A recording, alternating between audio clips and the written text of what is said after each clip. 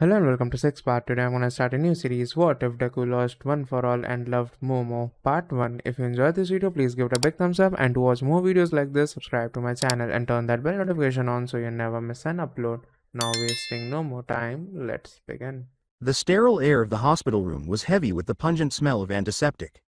Slowly, Izuku Midoriya blinked as his eyes adjusted to the gentle morning light coming through the light-colored curtains. The ceiling was strange, but he knew he was alive because of the steady beeping next to him. Alive. How much does it cost? The thought ought to have been consoling. Relief. Finalization. However, it didn't. A crushing weight settled in his chest as he gazed blankly upward, his body still hurting in ways that words could never fully express. Not the burden of suffering. The burden of failure. Even the slightest movement of his fingers caused a dull ache to shoot up his arm as he attempted to move. Around him, machines whirred softly in response to the shift. However, they were irrelevant. It didn't. Not when his ears were still haunted by the sounds of screams, falling debris, and lives lost. He had been dragged from the edge by voices. Voices that had been by his side during the last moments of a conflict that destroyed their entire world. But days, weeks even now, he couldn't shake the feeling that he was a phony after the war ended. A boy who couldn't fulfill his promise to save everyone. Under the blanket, his fist clenched, or he tried to, anyway. It didn't answer. Silently, the shaking began.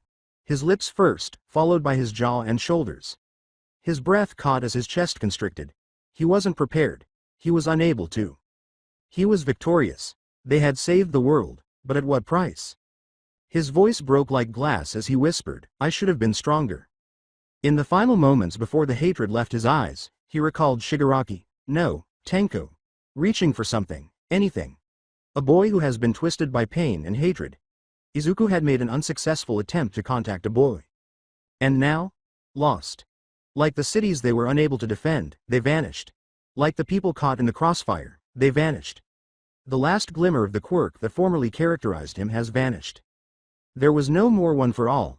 He sensed it when the fight was over, when his body gave out and the fire inside him went out. The strength he inherited, developed, and depended on. It had vanished. Like the last flicker of a candle in the wind, burned out. He had lost his eccentricity, as he was at the beginning. Silent, resentful tears escaped from the corners of his eyes. Now what? Without a quirk, he couldn't be a hero. A helpless symbol was not necessary for the world. They required fortitude. Decide. Strength. And he had none of those left. He was spiraling when there was a gentle knock. He didn't respond. Still, the door opened. Recovery Girl was the one. He was so little and so lost in a bed too big for someone who had just saved the world that her face softened at his sight. "You're awake," she said softly as she walked up in slow steps. He gave a feeble nod. "You should rest. The worst of the damage is healing, but..."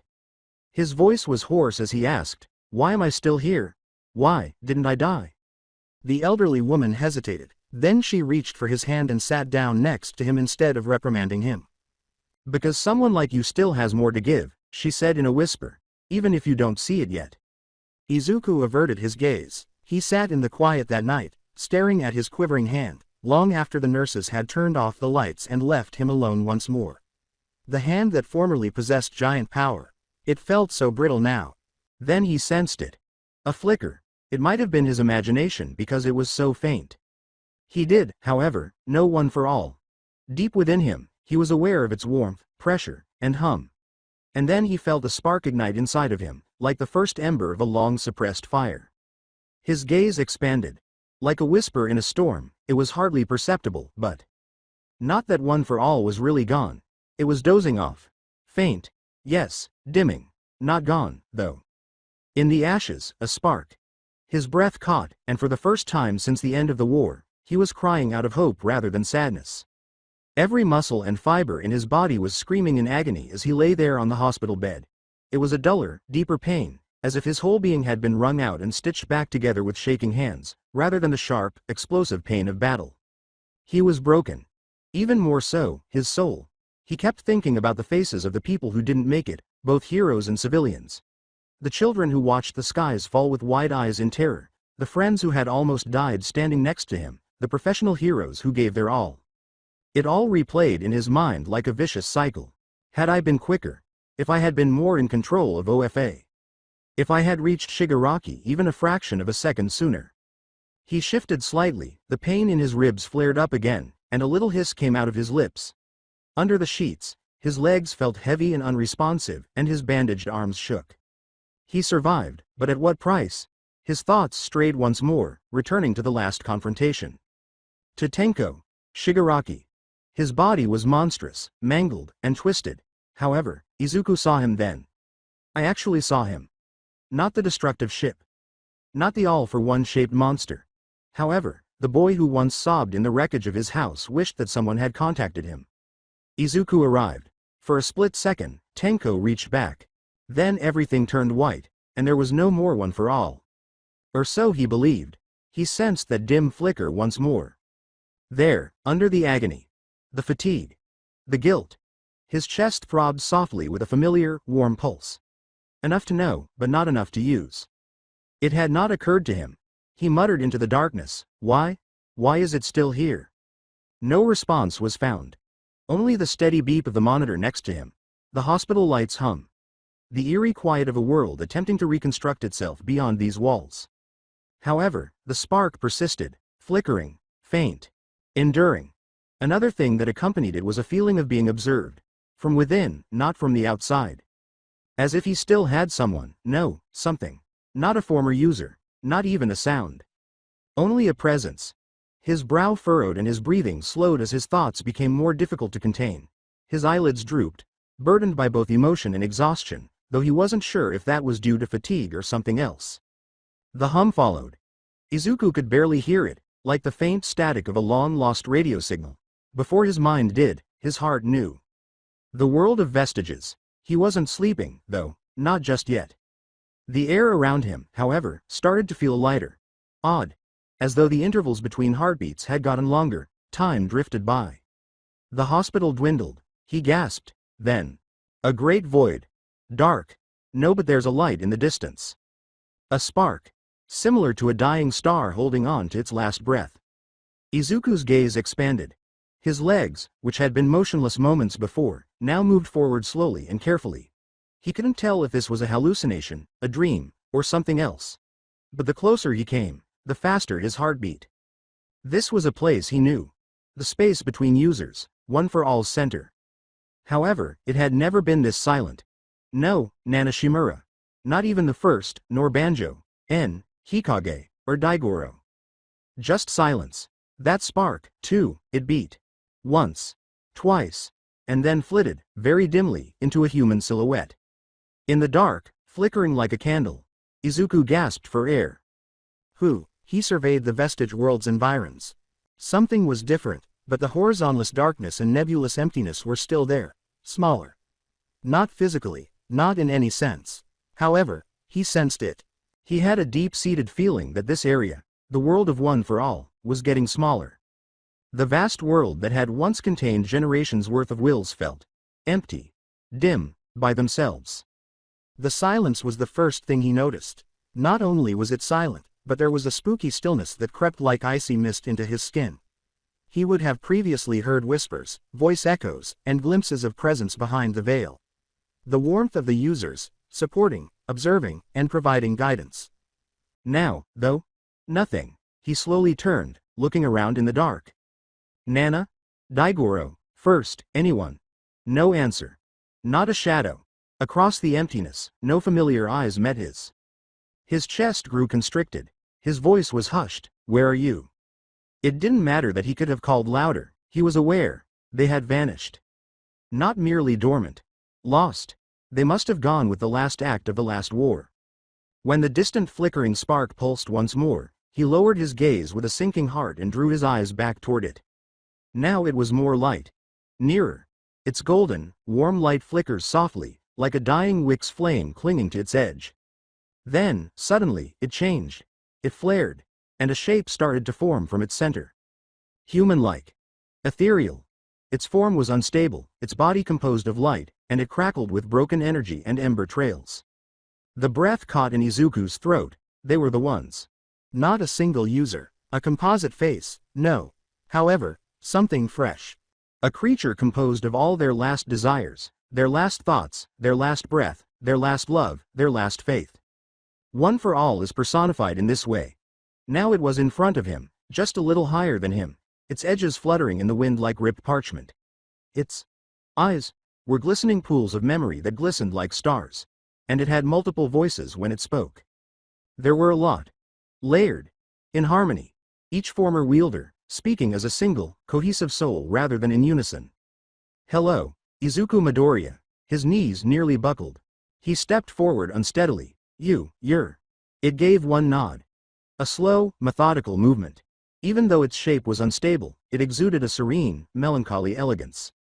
We are what remains. A final spark, born from the last of our consciousness. We do not have long. The voice of Izuku broke. Why are you here? I thought One for All was gone.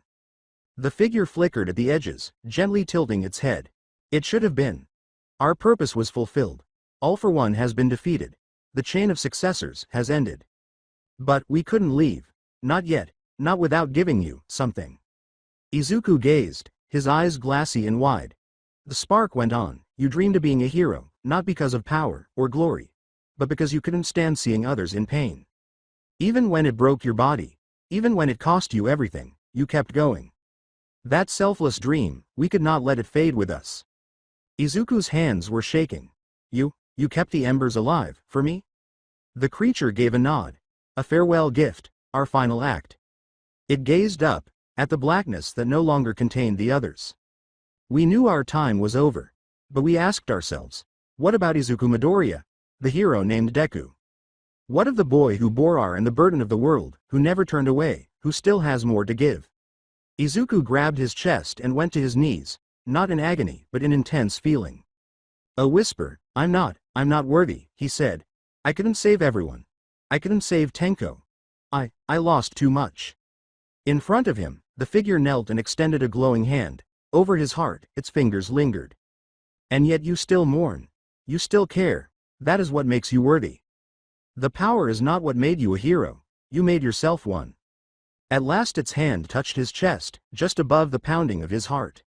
There was a soft warmth radiating. Nice. We cannot give you One for All again, not as it was. But we can leave behind the spark. Faint, fragile, but alive. And in time, perhaps it will grow. Izuku gazed at the creature, tears streaming down his cheeks. You didn't have to do this, we know, the machine said.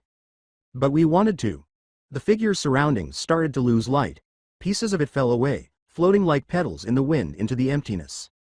Live, Izuku Midoriya. Not as a symbol, not as our vessel, but as yourself. Softer now, the glow of the spark being flickered once more.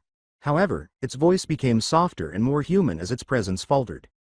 You always feared One for All would consume you, that its legacy would crush who you were. But the truth is, Izuku Midoriya, One for All had never shone so bright, never burned so fiercely, as it did in your hands. Izuku gasped for air. With its glowing hand still hovering over his heart, the creature leaned closer. We have seen all its wielders. We have shared their memories, their fears, their dreams. But you carried it with something none of us ever could, not just strength, but greater hope than any of its past users carried. You bore every burden, took every step, made every sacrifice, not for glory, not for vengeance, not for obligation, but for others. With or without us, you were fated for greatness. Because you were brave when you're afraid. Because you are kind when the world is cruel. Because you extend your hand even to those who hurt you. Izuku's voice was shaking as he shook his head, but I wasn't enough. I failed so many. It was as though the rawness of his doubt caused the being's form to shimmer brighter. Heroes are not perfect. They are not gods. They stumble. They grieve. They break.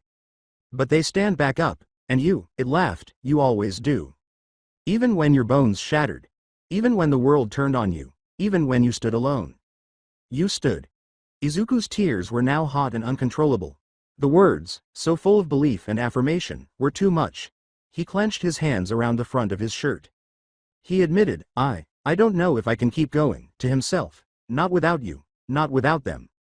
The creature paused. Then it turned to look behind it. And then, quietly, softly, they emerged from the emptiness. Shimura Nana. Banjo Daigoro. Hikage. The younger vestige of All Might. The first is Yuichi. The former one for all users came forward one by one, resembling themselves rather than being ghosts. Their shapes gave off a soft glow, similar to candlelight in a pitch-black space. Nana smiled softly and crossed her arms. You gave us peace, kid. You gave me peace. Banjo gave him a thumbs up and smiled. The way you went out there and threw down. Wild as hell. You got nothing to prove. N gave a quiet laugh. You made it further than any of us ever dreamed. You reached beyond power, beyond legacy. You reached people. With his hands behind his back, Hikage gave a composed nod. You changed what one for all meant. You gave it a heart. Now that he was overwhelmed and could hardly speak due to the flood in his throat, Izuku sobbed freely. I'm not ready, he muttered to himself. Please, don't leave me. The first, Yuichi, walked slowly toward him. His kind eyes glistened with appreciation. We'll always be a part of you, Izuku. Not as power. Not as voices. But in your choices. In your heart. You don't need us to be a hero anymore. Like a mother to her child, Nana extended her hand and ran a glowing thumb across his cheek. You're not alone, Izuku. You never were, and you never will be. The spark being then faced him one last time. Its inner flame dimmed, not extinguished, but at last ready. Thank you, for carrying us. Now it's your turn, to carry yourself. Izuku was then surrounded by golden light as the spark flared one final time. One by one, the users grinned at him. Then, they had vanished. Once more, the world became quiet. Not cold, though. Not bare. Even though Izuku was now by himself in the vestige world, he no longer felt alone. There was still that tiny, flickering ember in the center of his chest. Alive, an ember of the past. And perhaps, just possibly, of what is yet to be. With tears still clinging to his lashes, Izuku slowly opened his eyes. He was greeted again by the hospital's sterile ceiling. The pain persisted. The world remained shattered, his body brittle. But in his heart's silence, there was a burning spark. Faint, but still living. He was, too. Long after the dream ended, the silence remained. As the afternoon sun slowly made its way across the walls of his hospital room, Izuku remained motionless and gazed at the ceiling. It should have been soothing to feel the warmth of the light. No, it wasn't. Not just yet. He hadn't spoken since waking up yet. He no longer felt numb. On the contrary, he felt everything. All of it, the dream, the goodbye, the inner spark, had been too much. Too heavy, too authentic. There was a tentative, soft knock on the door. He didn't answer. In any case, the handle turned slowly, and gentle footsteps came closer. Not the bulky clomp of a physician or nurse. These were light footsteps. Known. Izuku. His heart twitched at the voice. He cocked his head just enough to catch a glimpse of the door. She was there. Midoriya Inko. Her eyes had red corners and were swollen. She clutched her bag to her chest, trying to keep her composure as her hands shook. Standing behind her was Toshinori Yagi, a towering figure despite being thin, gaunt, and worn from years of sacrifice. His eyes were warm, but his shoulders were tense, defensive. Long ago, Izuku had noticed that they were getting closer. Perhaps it was grief shared, or shame, or just the need to cling to someone who recognized the importance of loving him. But he didn't care about any of that at the moment. He barely raised his head to look at them both. Then he looked up at the ceiling once more. Izuku, Inko muttered as she approached him gradually. Baby, I've been so worried. She extended her hand to touch his. He did not retreat. He didn't, however, squeeze back. Toshinori remained silent. He remained a few paces behind her, his eyes closely observing Izuku, respectfully allowing space but exuding worry. Setting her purse aside, Inko took a seat next to the bed. Softer than a whisper, her fingers ran through her son's disheveled curls. You're alive, she uttered tremulously. That's all I prayed for. Izuku blinked. I shouldn't be. There was silence in the words. In actuality. Not very dramatic. Not looking for pity. Just be truthful. Inko winced. Toshinori started to move forward, but he stopped. He was aware that this was not yet his time. Inko paused and then said, Don't you ever say that. Her voice faltering. You should always be. Because you're my son. Because you're you. Her eyes filled with tears, but she spoke as steadily as she could. I don't care if you can't fly anymore. I don't care if you never throw another punch. You're enough, Izuku. You're my son first and foremost. Deku may be also you, but in my eyes, You'll always be my little boy. His lip quivered, but he refrained from crying. Never again, not right now. At last, Toshinori moved closer and spoke, her voice low and full of the quiet wisdom of someone who had learned to bear regret for years. She's right, you know. Izuku remained silent. Toshinori went on to say, I thought for too long that power was what made me worthy. When I lost mine, I felt useless, like I had nothing left to give. With a wince, he lowered himself into the adjacent chair and walked slowly to the other side of the bed. But I was wrong. And you don't need to make the same mistake I did. Izuku's gaze flicked over to him. Leaning forward, Toshinori clasped his hands together. You changed people. Not just with One for All. Not just with your strength. With your heart, Midoriya Shonen. Izuku's voice was brittle when he finally spoke again. I still couldn't save him. Toshinori did not inquire as to who. He didn't have to. Inko didn't either. I know, she said gently as she touched his hand once more, but you tried. And maybe that's what makes you a hero more than anything else. The room fell silent once more. The floor was covered in golden streaks as the sun started to set. Izuku was not yet strong enough to smile, however, he closed his eyes for the first time that day. And didn't feel as though he was going under. Izuku's eyes stayed closed, but his mother's hand never stopped feeling warm. The three of them just sat quietly for a while, allowing the room's weight to subside into something more manageable, more tolerable. Then, after a long silence, Izuku's voice came back, quiet and shaky but genuine. I'm sorry, Mom. Perplexed and already on the verge of tears, Inko gazed at him. For what? For everything, he muttered to himself. For making you worry, for disappearing, for coming back like this. I broke my promise. I told you I'd come home smiling. Inko's breath caught as she squeezed his hand between hers more firmly. Her voice cracked. You did come back, she said. That's all I ever asked for. That's all I ever needed. Izuku opened his eyes and gave her a full view. She smiled despite the dampness on her cheeks. She confessed, I was so scared, every day you were out there. Every night I'd turn on the news and see another city falling, another battle. She brushed the hair off his forehead gently, and I kept thinking, is this the night I lose my baby? Izuku's throat grew constricted. A knot of guilt tightened around his chest. I just wanted to protect everyone, he stated, but I didn't think about how much it was hurting you. I'm sorry. Inko silently shed tears as she leaned down and laid her forehead against his. You always protected me, Izuku, she muttered. Even when you were little. Even when you had no power, no strength. You'd cry for others. You'd defend kids twice your size. She cupped his cheek and drew back a little. You haven't changed, and I wouldn't trade you for anything. Power or no power. You'll always be my hero. Izuku blinked, and his eyes welled up again, despite his best efforts to stop it. He remained silent. He simply nodded while he held her hand like an anchor and breathed erratically.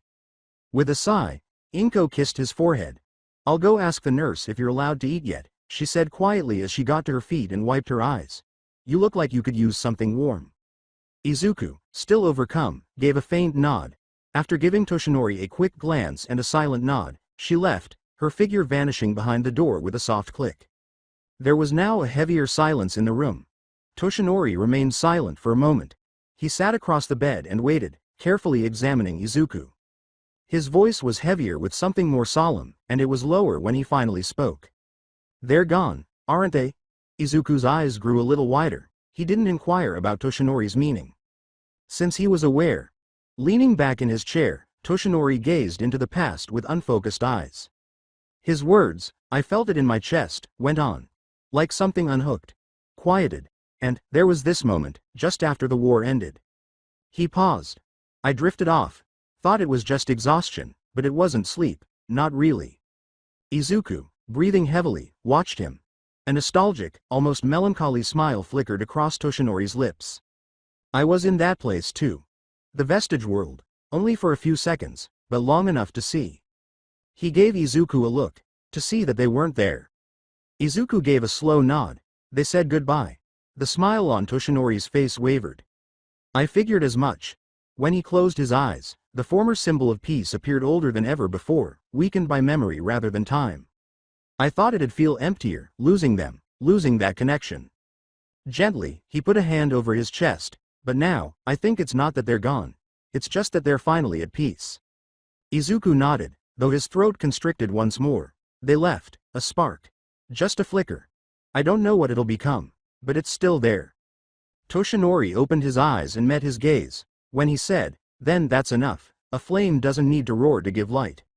His eyes were gentle but unblinking as he leaned forward a little. You don't need one for all to be the hero you're meant to be, Izuku.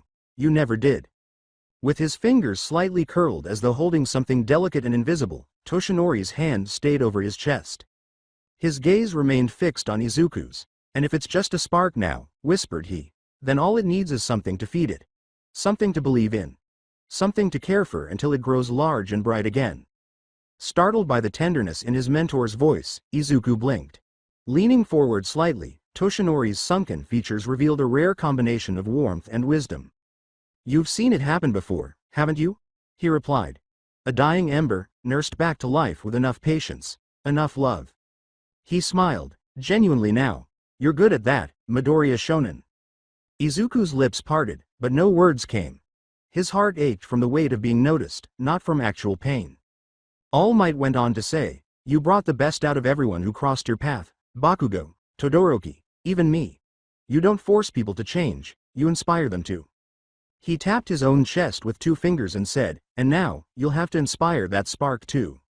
Mirroring Toshinori's gesture, Izuku looked down at his trembling, bruised, bandaged hand before slowly bringing it toward his heart. "What if it never grows back?" he said in a voice that was hardly audible. "What if this is all that's left?"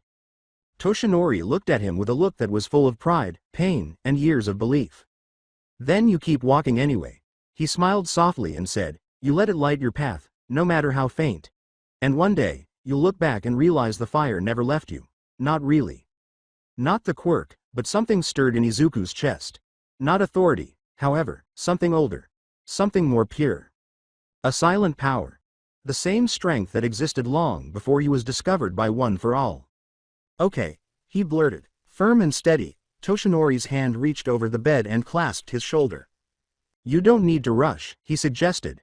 "Just take the first step." Quiet and powerful, the moment lingered between them. Warm and reassuring, Toshinori's hand remained on Izuku's shoulder. Izuku remained silent, but there was something in his eyes that had not been there since the end of the war. Not happiness, not tranquility, but preparedness. The door opened with a soft click, breaking the stillness. Inko called softly, "Sorry it took a while," as she cautiously walked back into the room while holding a small tray of food. "The nurse said you're allowed to try something light. I got you porridge and a little tea, nothing too heavy." When she saw them, she stopped in the doorway, Toshinori's hand on Izuku's shoulder, her son appearing more there and present than when she had left. Toshinori smiled as he turned to face her. "Perfect timing, Inko-san." As his mother came closer, Izuku blinked slowly and then made an effort to sit up a bit more straight. With careful attention to detail, Toshinori supported his back while gently assisting him in adjusting the pillows. Izuku gave a small wince but didn't voice any complaints. With slightly more steady hands and a relieved expression, Inko placed the tray on the rolling table. She rearranged the tray in front of him and said, "Here, just a few spoonfuls, all right? You don't have to finish it." Izuku briefly glanced at the bowl before turning to face his mother. "Thanks, Mom." Her eyes were wide and glittering as she looked up. It had been months since the word, "Mom," sounded so complete. In her bones, she sensed it. She sat next to him once more and lightly brushed a thumb beneath his eye. "You're welcome, sweetheart." Izuku's hands were still weak and trembled a little as he slowly picked up the spoon. He took the first bite, though, and brought it to his lips. Not much. There was no drama, however, it was a step. Inko smiled. From the other side of the bed, Toshinori gave a quiet laugh. "He's already stronger than I was when I got out of the hospital." Inko turned to face him and grinned, really grinned. "You both have a habit of coming back stronger." A look of mutual hope, fatigue, and silent victory passed between the two adults. Izuku failed to notice the look. Too much of his attention was on the food. Too preoccupied with maintaining the spoon's stability. Too preoccupied with trying, really trying, to take care of himself once more. There was silence now, but not out of sorrow or hopelessness. Simply remain calm, and the spark flickered again, deep under the scars and gauze of his chest. Izuku felt a jolt of discomfort in his arms and shoulders just from lifting the spoon. Every movement he made was a reminder of how hard he had pushed himself and how close he had come to not waking up at all. His body felt like a stitched-up map of pain. Every slight movement made him wince, and the spoon shuddered in his hands. Inko reached out right away. "You don't have to force yourself, Izuku." However, he gave a soft shake of his head. "No, I want to," he whispered to himself. With a silent sense of pride in his eyes, Toshinori observed. It required time. A couple of unsuccessful attempts. A few spoonfuls were lost due to limb pain and trembling hands. However, he succeeded. Izuku ate steadily, slowly. Every swallow was a silent act of defiance against the fatigue and pain. Every bite was a victory. After finishing, he leaned back against the pillows and breathed heavily, as though he had just completed a round of laps at UA's track. On his face, however, was a small, shabby smile. Inko used a tissue to dab at the corner of his mouth. She said, "That's enough for today," with tears in her eyes. "You did so well." Toshinori's joints crackled slightly as he stood and stretched. "You've had a long day, Midoriya Shonen. Try to rest. We'll both be nearby." Izuku gave a slight nod, already sensing the lure of sleep coming back. Izuku's eyes flitted closed as the last of the sunlight filtered through the curtains and the hum of the monitors faded into the background. Under the sore bones and the weight in his heart, in the silent warmth of the room, he dozed off. The following day the knock was unexpectedly early. Izuku woke up groggily, his limbs still as stiff as the day before, but beneath the pain was a slight hum of anticipation. A familiar face appeared as the door creaked open. With a snack bag in his arm, Kaminari smiled and said, "Yo, Deku," before entering. Mina, Shiro, and Tokiyami appeared behind him, each holding a small trinket, a handmade card, or flowers. "Hey, hey, hey," Mina exclaimed excitedly. "Look who's alive and still a cinnamon roll." Shiro winked and added, "We brought offerings," setting a tiny potted cactus on the table. "Low maintenance. Like you should be right now." Beside the bed, Tokiyami tucked a black feather into a folded poem. "I was told gifts should carry personal meaning. Darkness reborn from ash." "Thanks, Tokiyami," Izuku said, unable to handle the unexpected surge of interest. They brought light banter, teasing, and soft warmth to the room one by one. He wasn't questioned aggressively. Stories weren't requested. They simply existed. Encouraging. Out loud. Actual. They eventually moved aside to make room for others, and Tsuyu, Iida, and Uraraka followed, each bringing their own subdued form of love. Uraraka's hug, cautious and full of repressed tears, spoke louder than words could. Iida made a sincere, ceremonial bow and was about to speak when Sue gently drew him away. "Simply, we're proud of you," she said, "but don't carry it all alone." Even Kirishima entered with a soft shoulder tap and a broad smile. "Take all the time you need, bro. You already went plus ultra enough for 10 lifetimes." Like waves, they came and went. Izuku had been buried under a layer of isolation that was gradually lifted with each visit. It was exhausting, but therapeutic. Then, when the door clicked open once more, he raised his head.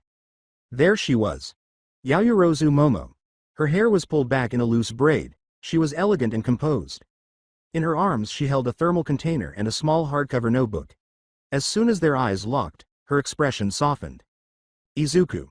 He blinked. Momo, quiet but confident, she entered and carefully shut the door behind her. Additionally, in contrast to the others, she stayed. Not sympathy.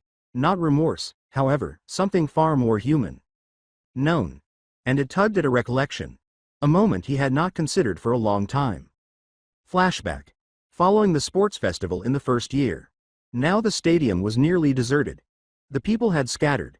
The illumination had become dimmer. Only echoes remained in the silent arena hallways after the cheers had stopped. With his arm still in a sling from his fight with Todoroki, Izuku was making his way back toward the student common area. Though physically and mentally exhausted, he was too restless to sleep. He noticed a lone person seated on one of the benches as he passed the locker hallway close to the girls' changing area. Yaoyorozu. Her hands were folded in her lap and her back was straight. However, her normally calm expression was hazy, restrained. At first, she didn't notice him. Her distant gaze was fixed on the floor. Izuku paused. Then he walked slowly over. "Yaoyorozu-san?" Startled, she blinked, then sat up straighter quickly, trying to hide her feelings. "Oh Midoriya. I didn't see you." He rubbed the back of his neck and grinned awkwardly. "Sorry, I didn't mean to intrude." I was just walking. She gave a courteous nod, but her eyes fell once more. She was trying to hide something, and he knew it. He was unwilling to pry. However, he could tell she wanted someone to ask by the way her hands were clenched. Gently, "Are you okay?" he inquired. It was that. She looked away in embarrassment as her shoulders shook a little. "I lost," she muttered. "So easily. I didn't even land a proper hit on Tokiyami-kun, Her voice trailed off. "I thought I was more prepared than that. That I could prove myself." Izuku took a seat across from her, being cautious not to encroach. He remarked, "You were prepared. You're one of the smartest people in our class. You've trained, you've studied, and you always think about the best possible strategy." She gave a headshake. Her voice became softer and more vulnerable as she said, "But what's the point of all that if I freeze up in battle? If I can't adapt fast enough? I keep thinking. Maybe I'm not cut out to be a hero after all." Izuku felt something deeply affected by that. He glanced down at the bandage on his own arm. "I think about that all the time," he freely acknowledged. Startled, she looked up. He gave a quiet smile. "I messed up against Todoroki. I pushed too hard, hurt myself again. I keep wondering if I'm making the right choices. If I'm strong enough to actually save people." In earnest, he leaned forward a little. "But then I remember what All Might told me once. That being a hero isn't about never failing. It's about standing up again after you do. Learning from it." Her eyes searched him as she stared. "And what I saw from you," he continued, "was someone who cares. Who takes responsibility. Who wants to grow. That's what heroes do." A long pause ensued. Then, a tiny smile tugged at her lip corner. It was the first real one he had seen that day. "Thank you, Midoriya." He rubbed his cheek sheepishly and smiled. "You can call me Izuku, if you want." She blinked. "Izuku," she said once more. And something changed after that day. Not very much, not all at once. However, something started, returning to the present. As she silently poured soup from the container into a small bowl, Momo glanced at him from the other side of the hospital room. Despite the pain that persisted throughout his entire body, Izuku watched her, a remnant of that distant memory warming his chest. Since that night, a lot had changed. They had expanded, fought alongside one another, leaned on one another during training, conflicts, and times of uncertainty. In slow, steady steps, their bond had grown. She remained here even though the world had changed and their futures were uncertain. She put down the bowl and faced him. "I hope you're not tired of visitors yet," she said. Her tone was gentle but earnest. "I thought maybe you'd like something homemade. And..." She paused, looking into his eyes. "I wanted to see you. Just the two of us." Right now, Izuku blinked. For a moment, Momo's voice trailed off, like a gentle wind blown away by recollection. Not because her words were weak, but rather because something else that had been gnawing at the back of his mind for a while was brought to the surface by being close to her. One more recollection. One more pivotal moment. Flashback. Summer camp, first year. The forest was in disarray. The violence beneath the trees was concealed by smoke that coiled through them like a snake. Far away, fires crackled. Panicked voices, falling branches, and evil laughter filled the night. With her brain racing for answers and her heart thumping, Momo knelt down next to Jiru. For the sake of everyone, she had made an effort to remain composed. To maintain composure. Tactical. Nothing, however, could have prepared her for what astonished her as it emerged from the trees. "Bakugo. Todoroki, are you okay?" Izuku. Wet with sweat, mud, and blood, he staggered into view. At his side, his left arm hung uselessly, obviously broken. His chest heaved with each painfully shallow breath, and his shirt was ripped. His legs trembled, barely holding him upright. Momo's throat tightened with breath. He was destroyed, not just hurt. Despite this, his voice was still filled with concern for other people. He exclaimed, "Where are they? Did the villains get Bakugo?" With terrified eyes, he shrugged her off gently as Jiru reached to steady him. For his classmates, not for himself. For those who remain in danger. Momo froze. Something deep inside her twisted in that moment. She had always admired Izuku's strategic thinking, his bravery at the sports festival, and his altruistic disposition. However, now, it was unique. Fear replaced that respect. Sadness. Seeing him like this, battered to the brink of death but still fighting, gave me a raw ache. Still making an effort to protect. He fell to his knees, gripping his ribs, his lips quivering. Even though his entire body ached, He refused to stop scanning the area with his eyes. "Izuku," she said quietly as she moved in his direction. His eyes were dull but focused as he looked up. "I'm okay," he said in a raspy whisper. "Just tell me everyone's okay." She felt like crying.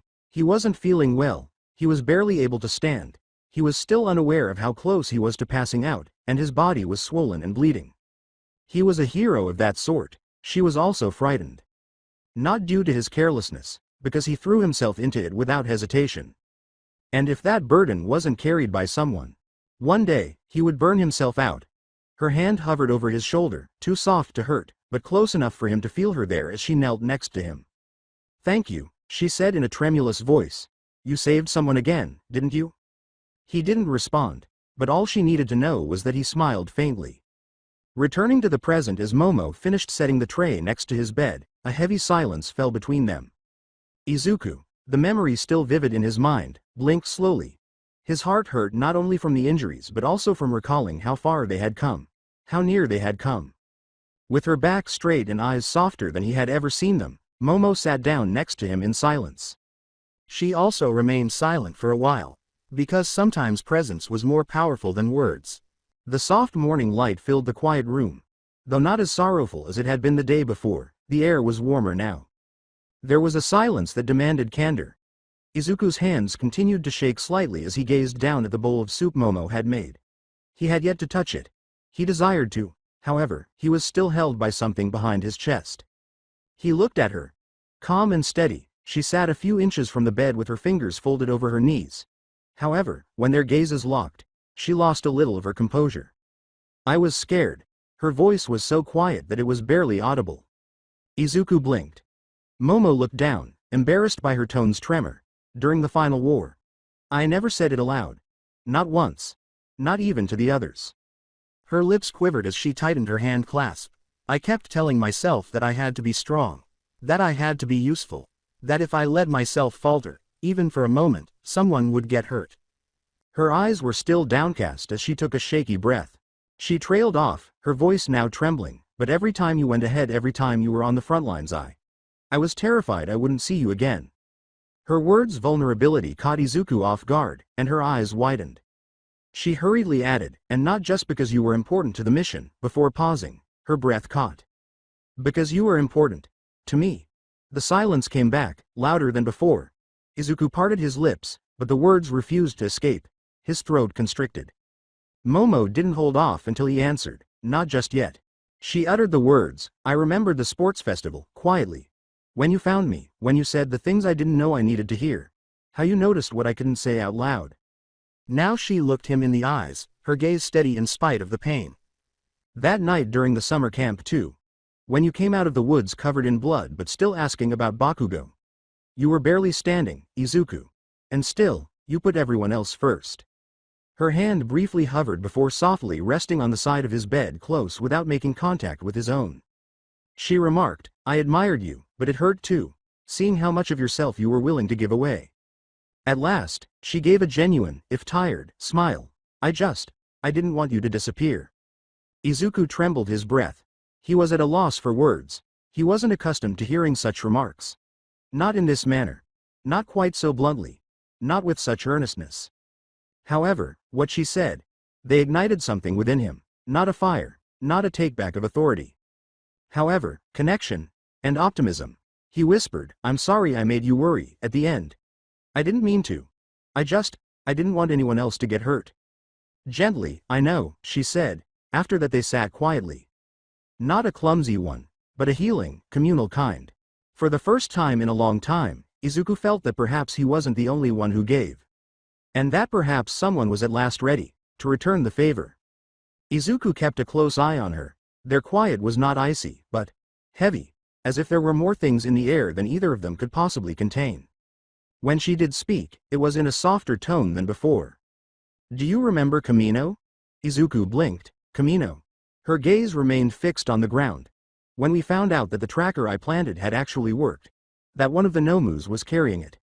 Izuku felt his heart tighten. His memory of that night was etched in stone. The terror, the disagreements, the decision. Momo sighed quietly, in a tone that was almost nostalgic. Everyone was torn. Iida-kun, Yaoyorozu, even Jiru. They were right, in their own way. We were children students not supposed to interfere with a pro-level operation. Her eyes were unreadable as she looked up at him. She whispered, but you didn't hesitate. Flashback. Camino Ward Planning Night, first year. Tension was evident as they were packed into that small space. Each voice layered on top of the others, duty, anger, fear, and reason, all colliding. I get it, Kirishima had said, her fists clenched and her voice trembling. I get that we're just students. But we can't sit around and do nothing. Iida yelled, it's reckless. What you're suggesting is illegal, it's dangerous. In response, Izuku yelled, it's Kachan, shocking everyone. They looked over at him. His eyes were wild now, not in desperation, but in conviction. He's our classmate. Our friend. And he's out there, with them. Every second we wait, who knows what they'll do to him. Todoroki stood aside and was silent. Despite his level gaze, his silence conveyed that he had already made up his mind. Then everyone looked at Momo. She remained seated with her hands folded in a conflicted yet blank expression. Hesitantly, she said, I planted the tracker. That was my decision. I acted on instinct, and it happened to work. Everyone held their breath. I want to trust the pros, she added, trembling even more. But I also know how capable you all are. She looked into Izuku's eyes, and I know that if you go, you won't be reckless. Izuku said it at that moment. I'm not doing this to be a hero. I'm doing this because I care. Because I don't want to lose him. Then something flickered in her face. Perhaps fear, but there's more. Faith. Then I'll help you, she finally said. I'll lend you the data I pulled from the tracker. You'll need to move fast. Carefully. And you'll need to promise me something. Izuku gave her a startled look. This time, she looked him in the eyes. Promise me you'll come back, all of you. He paused, then gave a nod. I will. Returning to the present, Izuku was dragged back to the hospital room by Momo's voice. That was the first time, she whispered quietly, that I put my trust in something irrational. Something instinctive. And it was because of you. Her voice was not one of pride, or embarrassed. Simply contemplative. You taught me that sometimes doing the right thing doesn't mean waiting for permission. It means trusting your heart, trusting people. She gave him a serious look now, and from that day on, I started trusting you more than I realized. Flashback. Camino Ward Planning Night, first year. Momo's declaration had caused the room to fall silent. The phrase, then I'll help you, had altered the situation. It gradually colored everyone's resolve, like a single drop of ink into clear water. Todoroki gave a serious nod, then it's decided. Kirishima grinned and clenched a fist, though it shook slightly. Thanks, no, Momo. I owe you one. Momo got up, took out her tablet, and launched the signal tracking app. The tiny blinking dot on the screen pulsed slowly, and everyone leaned in. She said, it's near Camino Ward, as she zoomed in.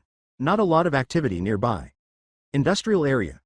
The Nomu hasn't moved since yesterday. We think it might be caged or dormant, but if Bakugo's there. Then we go, concluded Izuku. Iida stood with her arms folded, struggling, off to the side. He clenched his jaw and appeared to want to speak, pleading with them to change their mind. Instead, he took a step back. When he said, I won't stop you, but I won't join you, either. Jiru sighed, unsure. You better not die, you idiots. Izuku gave a small smile. I don't plan to. Momo stopped when the others started talking about specifics like disguises, public transportation, and surveillance locations. For a moment her gaze strayed back to Izuku. He appeared to have gone days without sleep. Despite their hollowness, his eyes were blazing with resolve. He was barely able to keep it together. He bore the burden of leadership, the weight of Bakugo's life, and the constant fear of what might go wrong. Something sharp was carved into her chest by all of that. Be concerned. She did admire his strength, yes. Indeed, she had faith in him, but more than anything, she didn't want to watch him crumble under that burden. So she moved quietly to his side while the others argued over which subway station would bring them closest. Izuku. He turned and blinked, seemingly taken aback that she was speaking to him alone. I meant it, she muttered, about trusting you. He gave a small, uncertain smile, but don't forget to trust us too. He stopped. You don't have to carry it all by yourself, she said.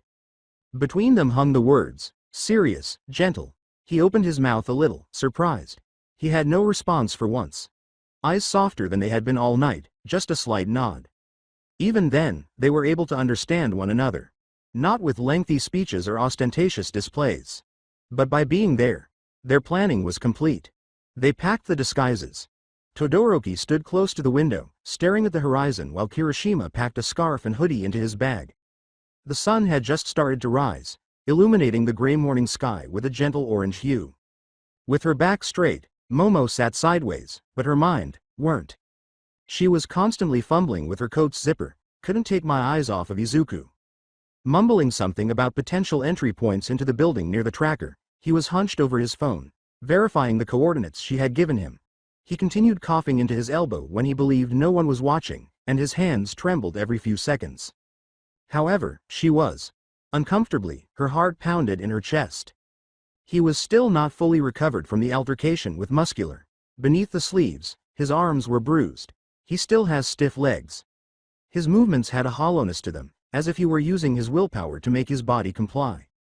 Her mind started to wander. What happens if his wounds heal? What happens if he is unable to run quickly enough when it matters? What if? Midoriya! She jumped at the sudden shout.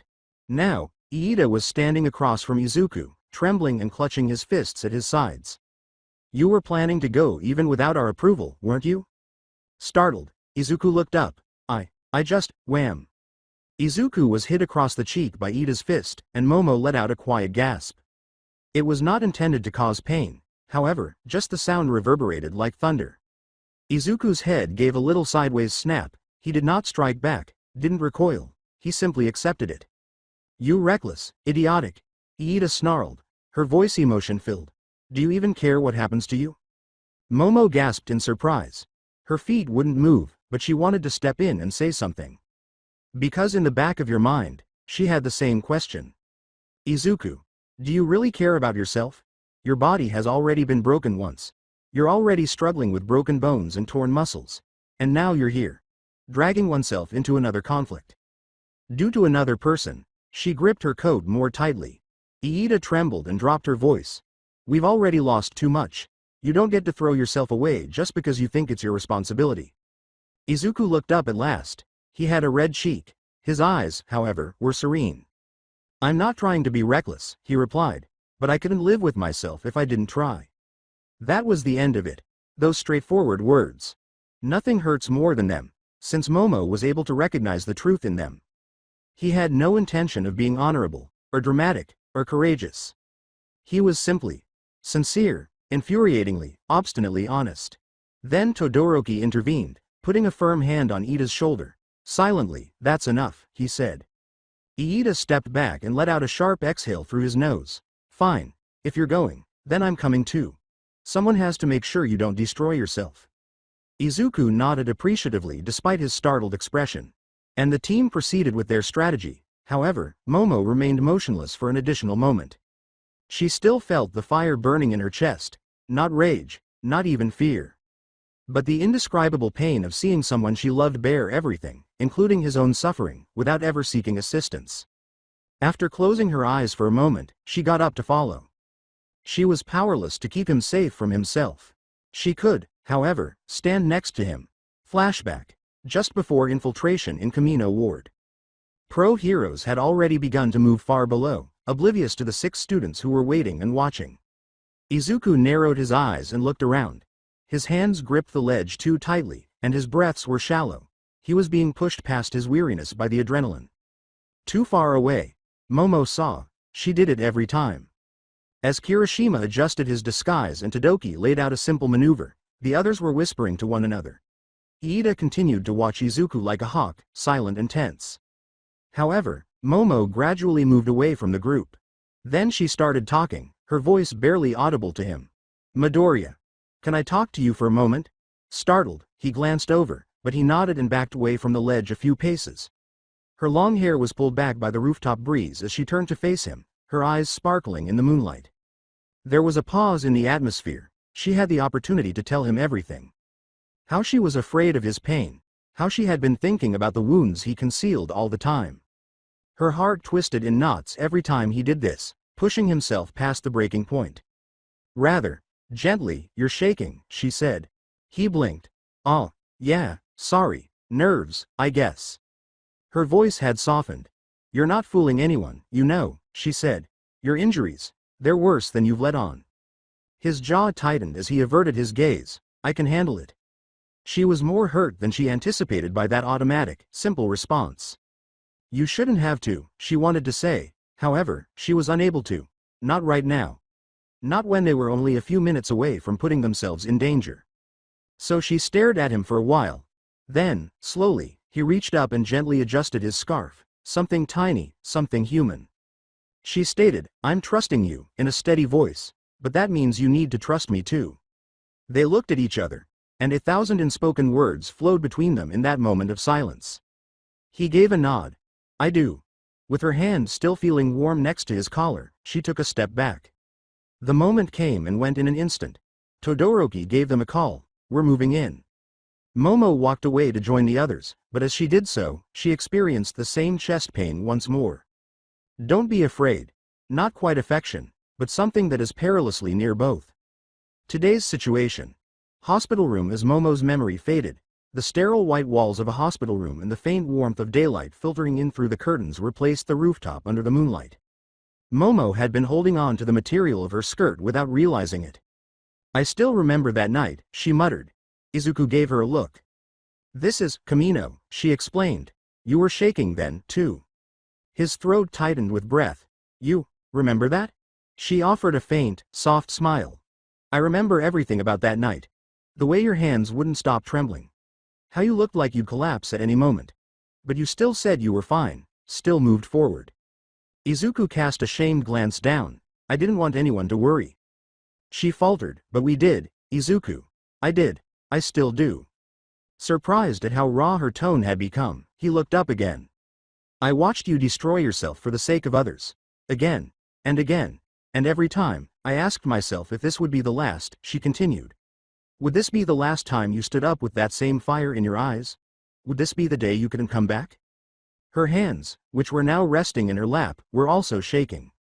She swallowed, and during the final war, I didn't just worry about you. I feared for you. Because I knew you'd give everything. Even if it meant giving up yourself. Izuku remained silent. He was unable to. Something stung behind his eyes, and his throat was constricted. Momo averted her gaze for a moment, embarrassed by the intensity of her words and emotions. Then she turned around. I never told you any of that. I kept it buried because we were always fighting something, and I was scared that if I said any of it, it would distract you, or make it harder. A beat went by. And now, seeing you like this, still trying to smile, still acting like the weight of it all is yours alone to carry, I couldn't stay silent anymore. The words suddenly felt warm and heavy as they encircled Izuku's heart. His breath came out unevenly and shakily. I'm sorry, he said in a whisper. I didn't mean to make you carry all that. I didn't think anyone needed to hear me complain. You don't have to complain, she said softly. You just have to let someone in. Once more, their gazes locked. Izuku didn't turn away for once. It was hard, he acknowledged. Losing one for all. Watching everything fall apart. Seeing people die. Feeling like it was my fault. It still feels like it is. It isn't. He gave her a look. She was so sure. He muttered, I'm not sure if I could be a hero without my quirk. Momo leaned a little forward. You already are. With or without a quirk. Izuku's mouth opened, and he briefly appeared as though he might cry. However, a gentler quality took hold of his face. A shudder. A smile that was worn out and hurt. Thank you, Momo. Her voice was firm but quiet, and she gave one nod. You don't have to be alone in this, not anymore. Additionally, for the first time since the end of the war. Izuku thought that might be true after all. Izuku reclined a little on the pillows, fatigue beginning to return, but her presence had made his mind clearer and more alert. I appreciate what she said. Although it had changed, the weight in his chest had not vanished. It no longer felt so alienating. Momo also observed the slight relaxation in his shoulders. With a tiny smile tugging at the corner of her lips, she said abruptly, You remember that time we had remedial studies together? Izuku blinked. At the dorms? Before finals? She gave a nod. You helped me memorize hero case studies. You didn't even realize you were giving me half your strategy notes at the time. He gave a low chuckle. I think I was too nervous about my own grades to notice. Momo grinned, but it turned into a more contemplative smile. I remember thinking that night. You were probably the only person I knew who could talk about All Might's rescue patterns for 2 straight hours and still look like he could go for 2 more. Izuku blushed a little bit. Was it annoying? No, she said with soft eyes. It made me feel safe. Like, things would be okay, as long as you were around. He was unsure of how to respond to that. This time, the tightness in his chest wasn't painful. At last, he whispered, "We've been through a lot, haven't we?" Momo cast a somewhat longing glance down. I think about it sometimes. The little moments we all shared, how they started adding up. She hesitated. Like the day you and I sparred during Aizawa-sensei's training. You remember that? Oh, you mean when I tripped and accidentally launched myself into a tree?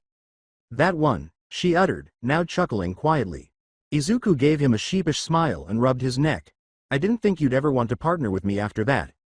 I did, she grinned and said. You were always thinking 3 steps ahead, even when you were terrified. She kept looking at him. I admired that, still do. Izuku swallowed, taken by surprise once more. Her tone was genuine rather than playful or flirtatious. A silent reality that, until now, she had never had the time to speak aloud. With a tug on his heart, he turned away.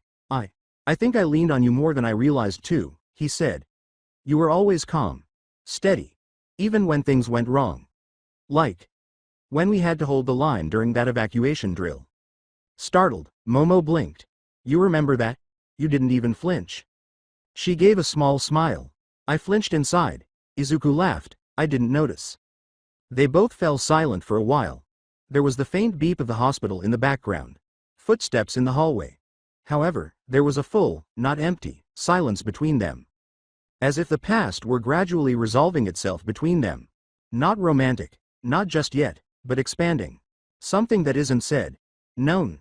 The door was gently knocked on. Holding a clipboard, Nurse Hanasaki smiled politely as she peered in. I'm sorry to interrupt, but visiting hours are over. After taking a quick look at the time, Momo nodded slightly and slowly rose from her seat. Izuku blinked, taken aback by how fast the time had gone by. This time, it wasn't just the painkillers that made him less conscious. He would. Genuinely delighted in the company. Momo gently pushed the tray aside as she reached for it. Given how difficult it had been for him to move at all, the fact that a few spoonfuls of the soup had been consumed despite the fact that it was now largely cold was a silent victory. I should go, she said quietly as she smoothed her skirt, but I'll come again. Izuku raised his head and spoke quietly, you don't have to. At that, she grinned, not dismissively, but with a warmth that caused his chest to constrict. I want to. Once more, there it was. That constant presence, that steady tone. That feeling that, perhaps he no longer had to prepare for everything on his own. She started to walk away but stopped at the door. She appeared to want to say something significant for a brief moment, but then she simply gave him one final glance over her shoulder. Get some rest, Izuku. Good night, Momo.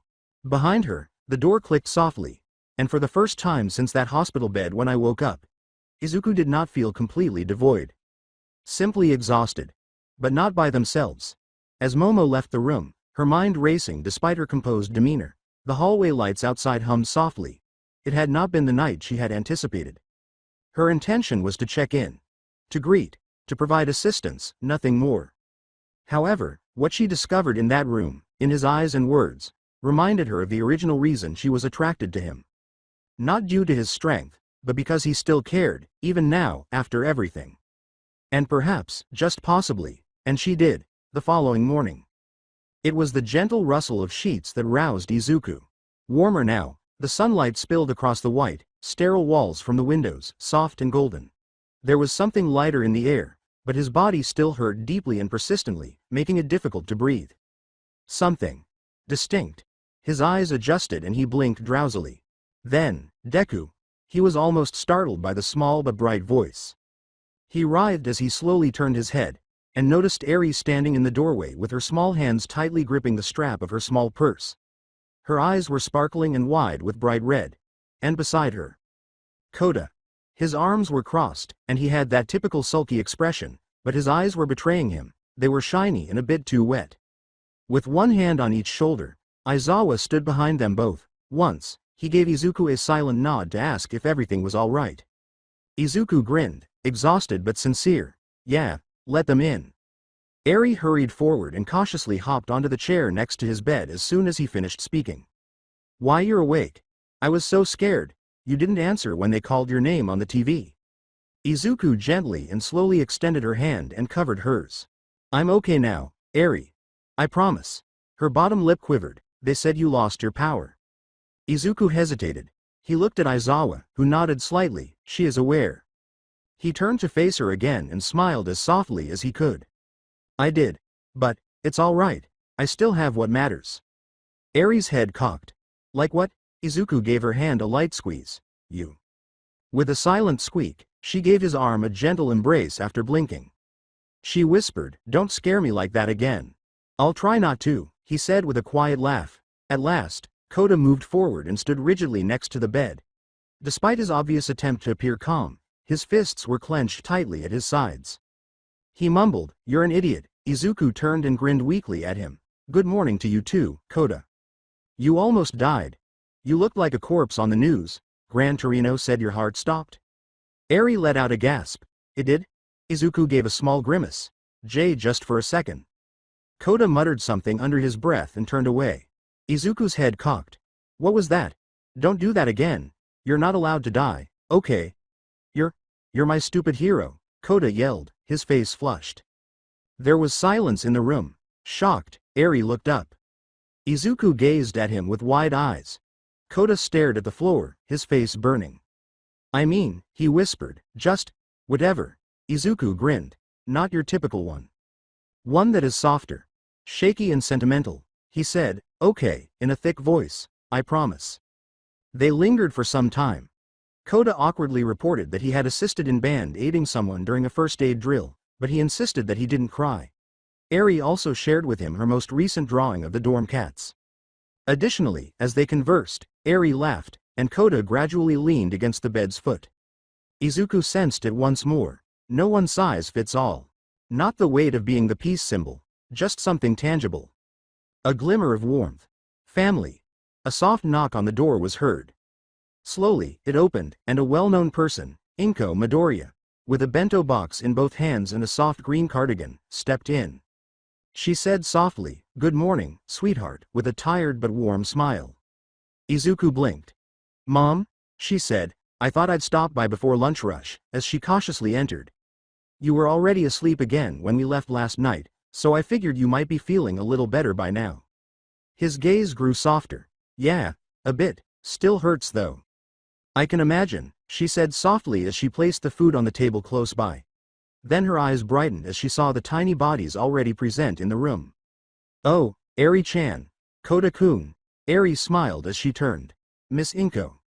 Kota complained as usual. TCH. You're loud. Inko came closer, lowering herself to Eri's level and chuckling softly. I didn't know you two would be here this early. Did Aizawa bring you? Eri gave a nod. He said we could visit while he talks to Recovery Girl. Grinning, Inko ran a hand through Eri's hair. I'm glad. Izuku needs familiar faces around him. Ones that make him smile. We do not make him smile, Kota muttered. Izuku looked at him. You absolutely do. With a laugh, Inko went to his bedside and put a gentle hand on his. This time, she didn't cry. When she first saw him, she had already started crying. She had already spoken the words she had kept hidden throughout the conflict. She now simply gives him the steady, comforting gaze that a mother should give him while creating room for his recovery. I saw your breakfast tray. You barely touched it, she remarked with a playful frown. Do I need to feed you myself? Izuku let out a groan. Please don't. I want to see that, Eri whispered to Kota, giggling. Hard pass, mumbled Kota. Inko laughed softly, but it persisted. And Izuku leaned further into his bed for the first time that morning. He still felt the ache in his chest, but it was less intense, not as sharp. Encircled by those who were most important, at last he opened his mouth. Soft light filled the room, and the beep of the monitors blended softly with the murmur of voices. Izuku brought a bento, which Inko carefully peeled open while she sat on the side of her bed. Eri's eyes brightened as soon as the room filled with the aroma of seasoned vegetables and warm rice. With the naive eagerness that only a child could possess, she inquired, Can I help feed him? Inko grinned. You can try. But be gentle, his ribs are still healing. Kota gave an eye roll. He's not a baby. Izuku laughed and said, I wouldn't mind the help. I already lost one arm to bandages and the other feels like jelly. Inko handed Eri chopsticks, which she awkwardly held in her tiny hands as she scooted up in the chair next to the bed. She gently placed a small piece of egg in Izuku's mouth. Grinning, he leaned in and allowed her to give him a bite.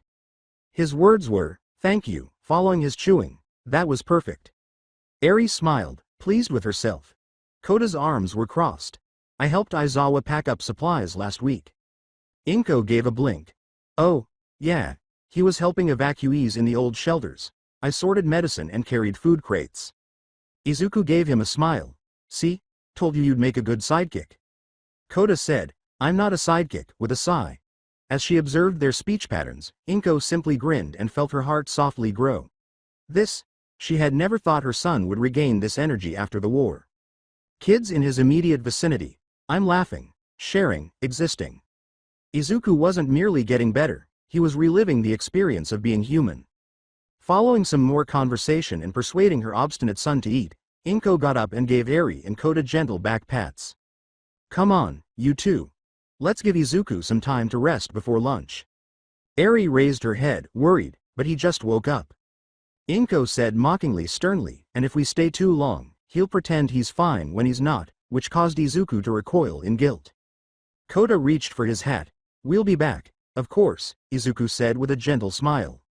Eri whispered something too soft for the others to hear and gave him one final embrace, being cautious not to put too much pressure on the bandages. Then they vanished. With a gentle click, the door closed.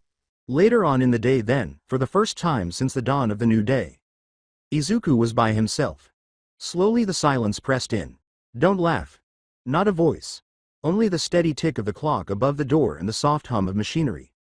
His eyes were open but unfocused as he gazed at the ceiling for a long time. Everyone had been very nice, so cozy, so uplifting. Izuku slowly cocked his head to the side. Eri had placed a folded piece of paper with a drawing on it on the nightstand. He, Eri, and Koda were smiling and holding hands in the sun. He was surrounded by tiny stars and wore a large cape. Even without one for all's lightning scars, he was still a hero to her.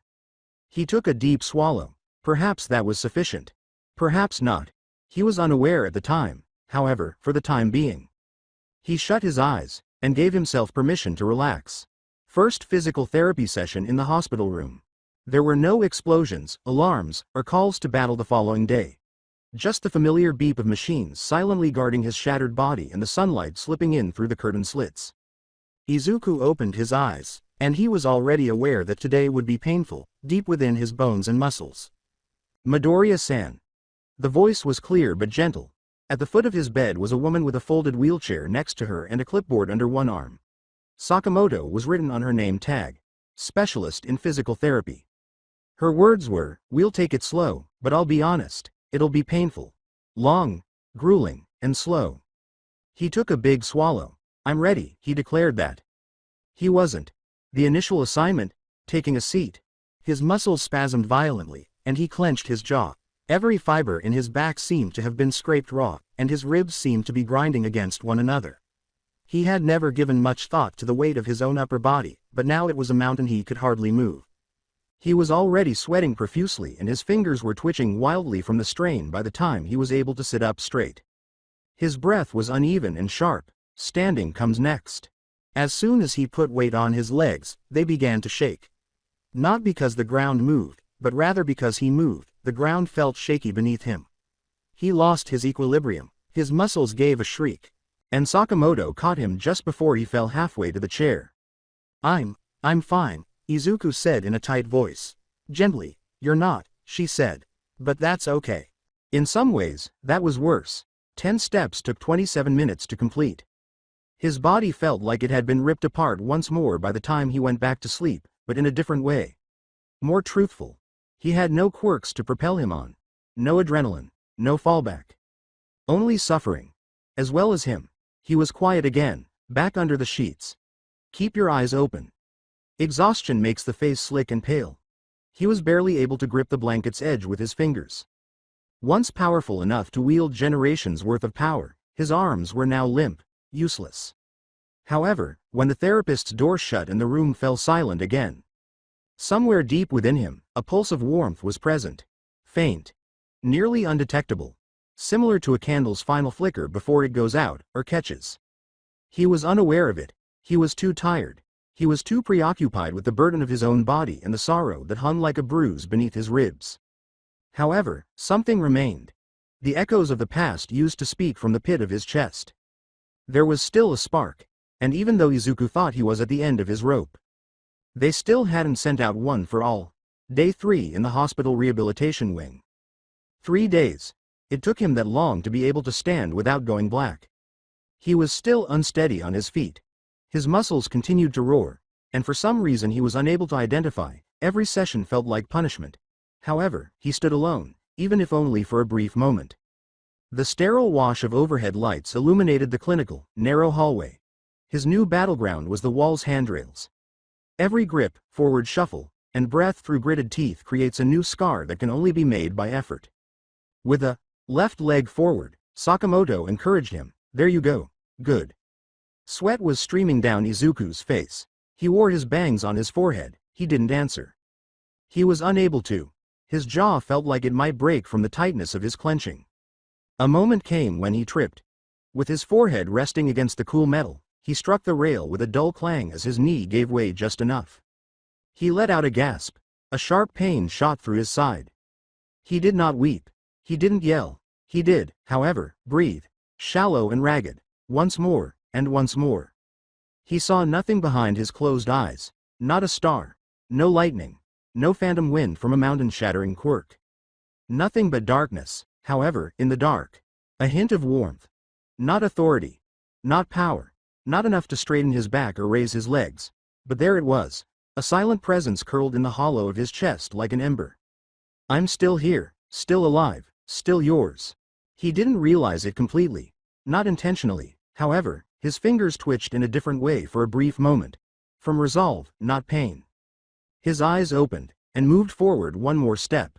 Afterwards, the hydrotherapy room, the hot water stung where half-healed skin met it, and every movement hurt his limbs. The warmth was meant to calm. However, it only made the mask softer for him. Breathing slowly, he sat waist deep in the pool. His arms were being guided by the therapist on the other side. She remarked, "You're stiff again, try to relax your shoulders." Izuku released a feeble breath. I'm trying. He was telling the truth. He was. But for some reason, he felt even heavier because he was weightless. He realized too much how little strength he had left without the agony of gravity and pressure. Floating like dead branches were his arms. Although his legs twitched, they did not immediately obey orders. He gazed at them. He had been sustained by these same limbs during Deku's outburst. Shigaraki had been punched through his defenses by that. Even when the sky fell apart around him, that had remained unflinching. They hardly moved at all now. Now what am I? Something else was said by the therapist, something measured and encouraging, but it swept by him like a faraway wave. Izuku could only hear the sound of his own breathing. Additionally, the smallest, weakest thrum not from the muscles. Not because of pain. From a deeper source. Something that would not die. Silently, he thought, you're still here, are you not? The spark remained silent, however, it remained. Every day, the hallway had the same appearance. The same white walls. The same tile is creaking. The same metal bars that run along the sides are smudged with rust. For Izuku Midoriya, however, each day was unique. His legs cooperated on certain days, they didn't on some days. On certain days, his side ached like a dull throb. For others, it throbbed like a fire beneath the skin with each breath. And the same questions followed him at every turn. Why do I continue to do this? If I can't fight again, what's left at the end of the road? If I'm not strong, who am I? Momo Yaoyorozu silently watched from the corner of the rehab hallway. She was close enough to see the tremble in his knees as he moved slowly from one end of the corridor to the other, but far enough away to avoid interfering. Sweat adhered to his body. He gripped the bars until his knuckles turned white. No one was watching. No crowd to applaud him. Only the therapist at his side would occasionally whisper encouraging words. He continued to move, one shaky step at a time. All of them were victories that would never garner media attention. Momo curled her hands at her sides. He continues to push himself in that manner. Right now. Even when he believes he is by himself. Above the therapy floor is the observation room. Aizawa and All Might stood together, watching through the one-way mirror behind the tinted glass of the upper viewing bay. Aizawa crossed her arms and whispered, "He's pushing himself harder than the schedule recommends." "Softly, he always has," Toshinori said, "even when he shouldn't." Aizawa remained silent. He never took his eyes off the boy below. He thinks he lost everything. But he hasn't, Toshinori stated. They were silent with one another. He covered his chest with one hand. He went on, "I can still feel it, the spark. It's small, barely there, but not gone." Aizawa gave one nod. "Then he's not done." In the hospital room later that night, Izuku sat in bed with his legs hurting in unexpected places and his arms limply. The door creaked open after a gentle knock. "Sweetheart?" The voice of his mother. With her hair pulled back in a bun, Inko Midoriya entered with a folded blanket and a small food container. Izuku gave a feeble smile. "Hi, Mom," she cheerfully said. "I brought miso soup," despite the fact that she was already looking him over from head to toe. "And I washed the blanket you like. Hospital ones are too stiff." She gently brushed his hair back as she assisted him in adjusting the pillow. "How was therapy today?" Izuku paused, his throat constricted. "Hard," was all he said. "Worse than before." As though anticipating that response, Inko nodded, saying, "I thought so, your hands were trembling when you waved." She made no attempt to fix it. Didn't give false hope or a lesson. Warm, steady, and present, she simply sat next to him. As she always did when he was younger, she reached out and held his hand when it began to shake again from the strain. Nothing to say, there is no pressure, simply love, unfazed by frailty. Later, day 9 of the rehab corridor. As the therapist said, "Try walking 10 paces without the bars." Izuku's heart was racing. "I'm not sure I can." She stated, "You don't need to be sure, you just need to try." Slowly, he nodded. He dropped the bar, and it felt almost normal for 3 steps. He stumbled on the 4th, he fell on the 5th. Hard. It reverberated. Some onlookers turned. A nurse hurried forward. However, someone was already kneeling next to him. Dark, long hair. Steady hands. "Momo." "Izuku," she murmured, "I'm here." He didn't breathe deeply, glassy eyes, however, then. Once more, that spark. Only a flicker, only enough to sense. He was crying, but he hadn't even recognized it. No heaving, no crying, not the noisy kind. Just silent tears, hot against cold tile, streaming down his cheeks. His limbs were unresponsive. His body was too exhausted and worn out. 5 steps. Before he crumpled like a marionette with its strings cut, that was all he had managed. As they waited for his signal, the staff moved slowly, but someone was already kneeling next to him. He croaked, embarrassed, "Momo." The use of her first name did not make her cringe. Her eyes only grew softer, if anything. She reaffirmed, "I'm here," as she helped him back to the wheelchair, her hands supporting him gently. "You did good." "No, I didn't," he said in a crackly whisper, "I fell." She remarked, "You walked, you tried. That's more than you could do a week ago." "I still fell." A pause. "Next." Even All Might fell. Later that day in a private recovery room they pulled the curtains. It was a gentle light. The machines next to his bed were humming softly. Izuku reclined, his arms slack across his abdomen, bandages showing through his hospital shirt collar. A soft knock. Then a tall, well-known figure crouched in the room. "Hey, young Midoriya." Izuku blinked, trying to sit up. "All Might? You're—" Toshinori was already dismissing it with a wave. "No need to push yourself for me, my boy. I'm just here to talk." With a slight grunt, he sagged his shoulders a bit more than normal and eased into the chair next to the bed. His warm, weary smile, however, did not waver. He said, "You've been working hard." After a brief pause, "I watched your session." Izuku turned away. "Then you saw me fall." "I did." "I looked pathetic." Toshinori said, "No," in a firmer tone. "You looked like someone still fighting, and that's never pathetic." Izuku's throat grew constricted. "But I can't do anything. I can't move like before. I can't save anyone. I can't even walk straight. I thought, maybe if I was just stronger." All Might gave a headshake. "Listen to me, Izuku. You're still adjusting and healing, yet you already have gone past our expectations, strained the limits of your body. That's more than 100-fold amount of strength any other person in your position can exert." Startled, Izuku slowly looked up. "You think I passed that power to you because of what you could do with it. But that's not why. I gave it to you because of who you already were. Brave. Selfless. Kind. Strong and honest to your core. I saw it the first time I met you. When you ran into danger without a quirk, just to save someone else. The words, Izuku was just stupid, were muttered. No, you were what I always hoped a true hero would be. All Might put a soft hand over his and leaned forward. One for All hasn't left you. It's resting. Diminished. But not gone. Just like you. Izuku took a while to reply. There was a long pause. Finally, there was a whisper. Then what do I do with what's left? All Might grinned. His words were, you feed it, with patience. With love. With stubbornness. With every step forward, even if it's just one. Even if you fall. Sparks become flame when they're cared for. Slowly Izuku blinked. The tightness in his throat subsided for the first time in days, despite the burning sensation. It was not pain that caused the tears to fill his eyes. Hope was the source of them. Hospital room, late night. On the wall, the clock ticked softly. All Might's words continued to reverberate in Izuku's chest as he gazed up at the ceiling. Give the spark fuel. Even if you trip and fall, even if it is only a single step. He remained motionless. The fall still hurt his body. His muscles were aching. However, something inside felt a bit warmer and more stable. The door was knocked on. Gentle, hesitant. Then it opened slowly. Izuku? Said a soft voice. His heart pounded.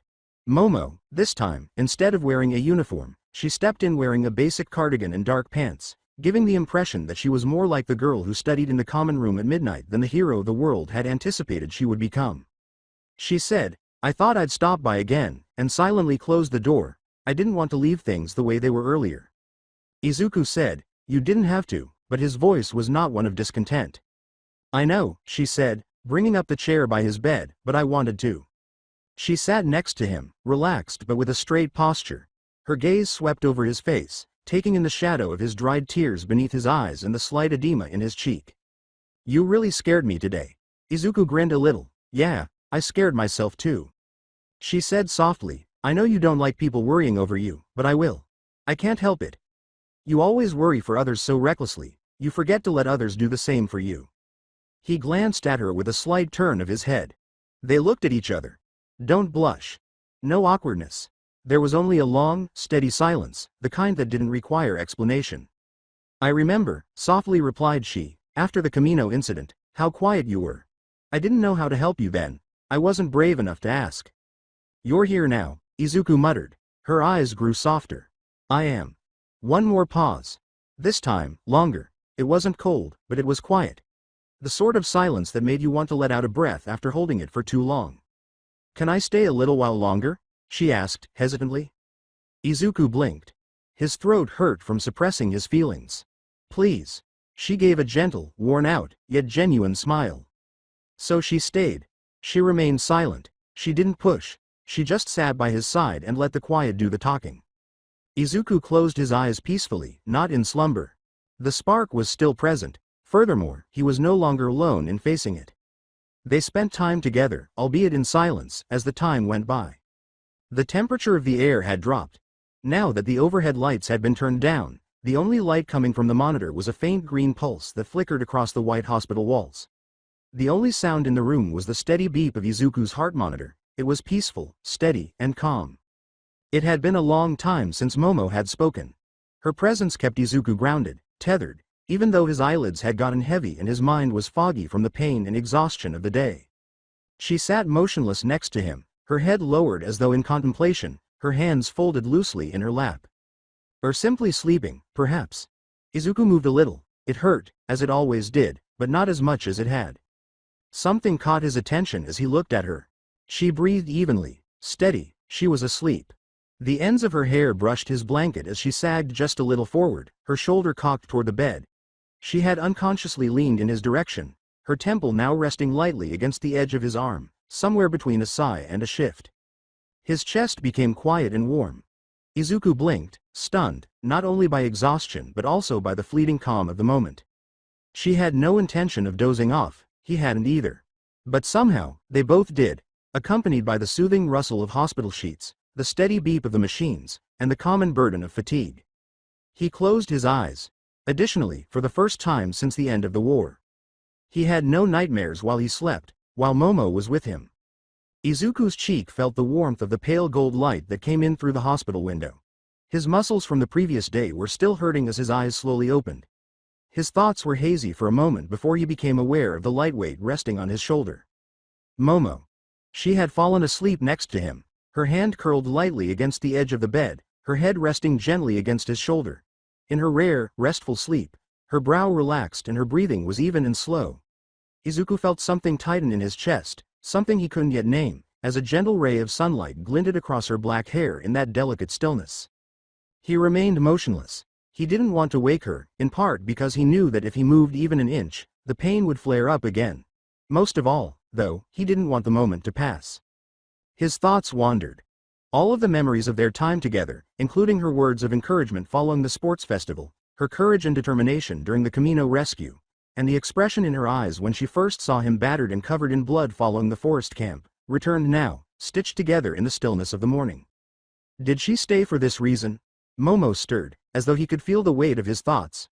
Her lashes fluttered, and she blinked for a moment, seemingly unaware of her surroundings. Her gaze then locked with his. She muttered, "Good morning," her voice still tinged with sleep.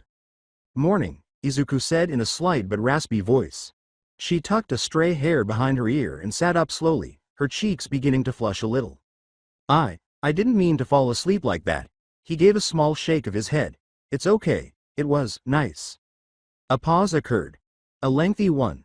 Not uncomfortable, though, simply put, full. Then she gave a soft, sincere smile. "You've been through so much, I just wanted to be here." "I know," he muttered. "Thank you." Before they could finish speaking, there was a knock on the door. Momo got up and walked slowly back to her chair by the bed. A nurse pushed a physical therapy brace on a wheeled stand as Recovery Girl peered in.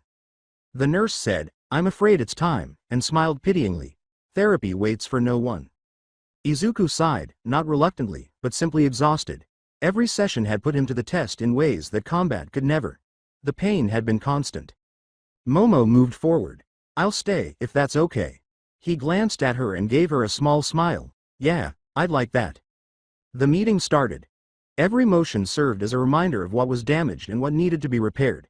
His legs struggled to obey orders they used to follow with ease, his arms trembled with effort, and his muscles screamed. Sweat stuck to his brow. He tightened his jaw. He didn't stop, though. Momo maintained a steady gaze and a quiet yet unflinching presence. "You're doing well, Midoriya," the nurse assured her. "Better than yesterday." Izuku shook his head and nodded. When every breath was accompanied by fire, he didn't trust himself to speak. An exhausting hour passed in the span of minutes. His limbs hurt so badly by the end that it seemed like his bones were worn out. Momo offered him a cup of water without asking, and he accepted it with shaking hands. Her words, "You're not alone," sounded almost like a promise. He raised his gaze to her. "I know." A long pause ensued. Then the door was knocked on again. Inko intervened with a bento box in her hand and a gentle, maternal grin. "Lunch is here," she declared with a smile. "And I added the mochi you like." All Might trailed behind her, a little hunched over but still with that recognizable serene strength. Izuku forced a tiny smile. "Thanks, Mom." When Momo stepped aside and said, "I'll let you all talk," Inko gently put a hand on her shoulder. "Stay," she said. "You're important too." Momo nodded slowly, blinking in surprise. Izuku looked directly at his mother. Then, for a brief instant, he no longer felt so heavy. Looking between the two teenagers, Inko placed the bento box on the little table next to Izuku's bed. Izuku's weary yet friendly face, Momo's slightly flushed cheeks, and the subtle intimacy in their body language were all instantly picked up by her perceptive and maternal eyes. She raised an eyebrow in amusement and said, "Oh my," very quietly, "I hope I didn't interrupt anything important." Astonished, Izuku blinked. What? No, Mom." Momo stood up straighter, her hands fluttering, obviously agitated. "And no, ma'am. I was just helping. He just finished therapy, that's all." Inko laughed in a light-hearted but perceptive tone. Of course. Just helping. That explains why my son looks like he's glowing." Izuku moaned and covered half of his face with his blanket, saying, "I'm not glowing." "You kind of are, young Midoriya," All Might said from the doorway, grinning mischievously and crossing his arms in a rare display of mischievousness. "Though I do wonder, is it from progress, or perhaps from excellent company. Izuku muttered, "Et tu, All Might," as Momo put both hands over her face. All Might winked and went on, "I mean, obviously having a good time. I do remember the old days. Recovery sessions were awful, but they always felt shorter when someone special was around. So tell me, Miss Yaoyorozu, do you plan to be his personal nurse going forward?" "Wah.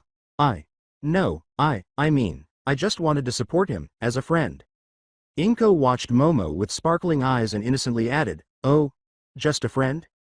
Momo appeared to want to disappear into the ground. We're just classmates." Izuku attempted to save them both, his face now redder than his blanket. Okay. Can we please eat lunch now?"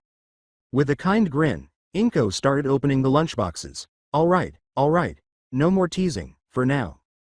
"For what it's worth, you chose a good one," All Might whispered conspiratorially as he leaned toward Izuku and quietly assisted with the food arrangement, still avoiding direct eye contact with either adult. Izuku almost gasped for breath. Toshi, after giving him a fatherly pat on the back, All Might straightened up and walked toward the window, where he smiled and let the warm sunlight fill the tiny space. In the meantime, Inko made Momo feel less anxious by having a light conversation with her about her interests in school life. Izuku felt a quiet warmth, a sense of being held by the world once more, in his chest amid the food, laughter, and slight afterglow of embarrassment.